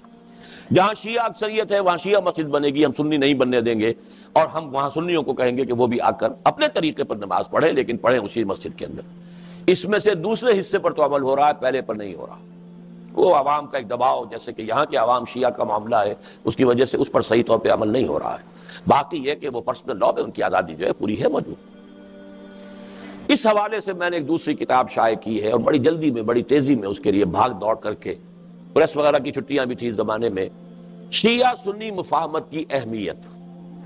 میری پہلی تقریر جو اوریجنل فارمولا تھا جو میں نے پیش کیا تھا اہل تشیع کی خدمت میں سن 95 کا.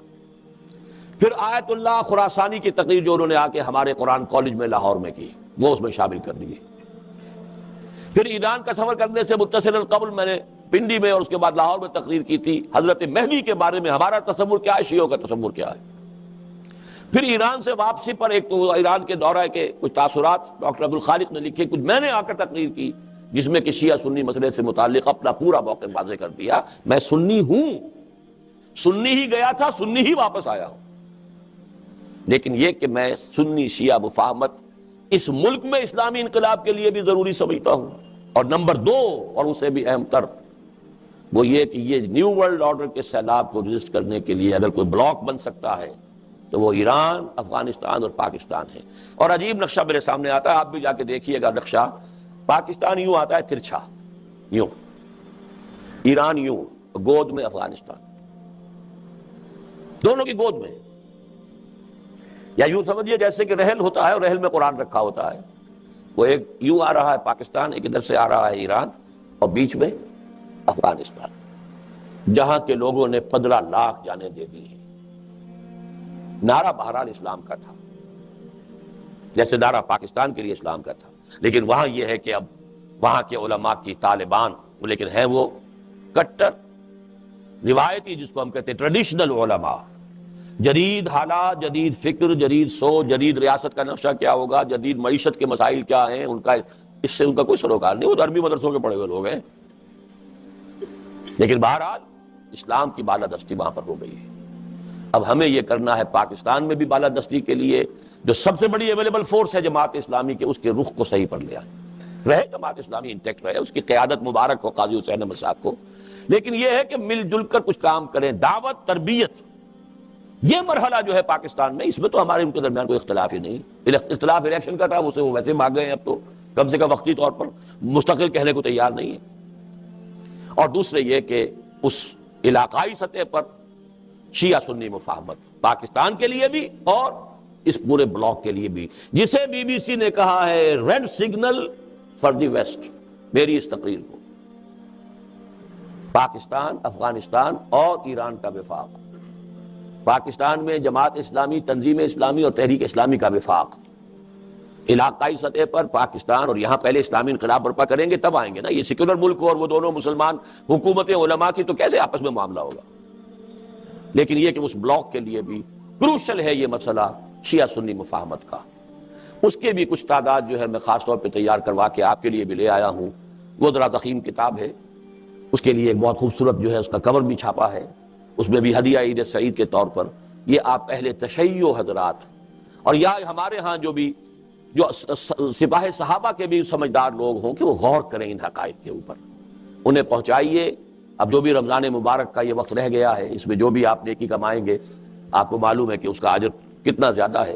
تو اگر خالصتاً اس لیے کہ پاکستان میں اسلام کے انقلاب کو تقویت پہنچانے کے لیے یہ انقلابی فکر رکھنے والے چار گروہ جو ہیں, جن کا سورس ایک ہے, منبع ایک ہے, ایک ہی شاخیں ہیں ایک ہی درخت کی, یہ پھٹ گئی ہیں ایک دوسرے سے دور ہو گئی, انہیں قریب تو لایا جائے. اور ایک شیعہ سنی مسئلہ جو ہمارے ہاں 1400 برس پرانا ہے, یہ مسئلہ کوئی آج کا تو نہیں, میں تفصیل بیان کر چکا ہوں اپنی ایک تقریر میں, اس کی تاریخ میں نے بیان کی جو ان 4 جمعے میرے جو ہے لاہور میں گزرے ہیں. ان پہ کیسے بار بار میں تذکرہ اس لیے کر رہا ہوں کہ وہ سنیے تاریخ کیا ہے. وہ مسئلہ تو ہے 1400 سال پرانا, 1300 سال پرانا, جو بھی آپ کہیں اسے 1350 سال. شروع تو ہو گیا تھا حضرت عثمان کی شہادت کے بعد سے, شیعان عثمان شیعان علی, پھر شیعان عثمان بن گئے, ان کا نام بدل گیا اہل سنت والجماعت جو ہم ہیں, اور شیعان علی نے وہ شیعہ کی شکل اختیار کر لی. وہ بات ہے جو آج تک چل رہی ہے.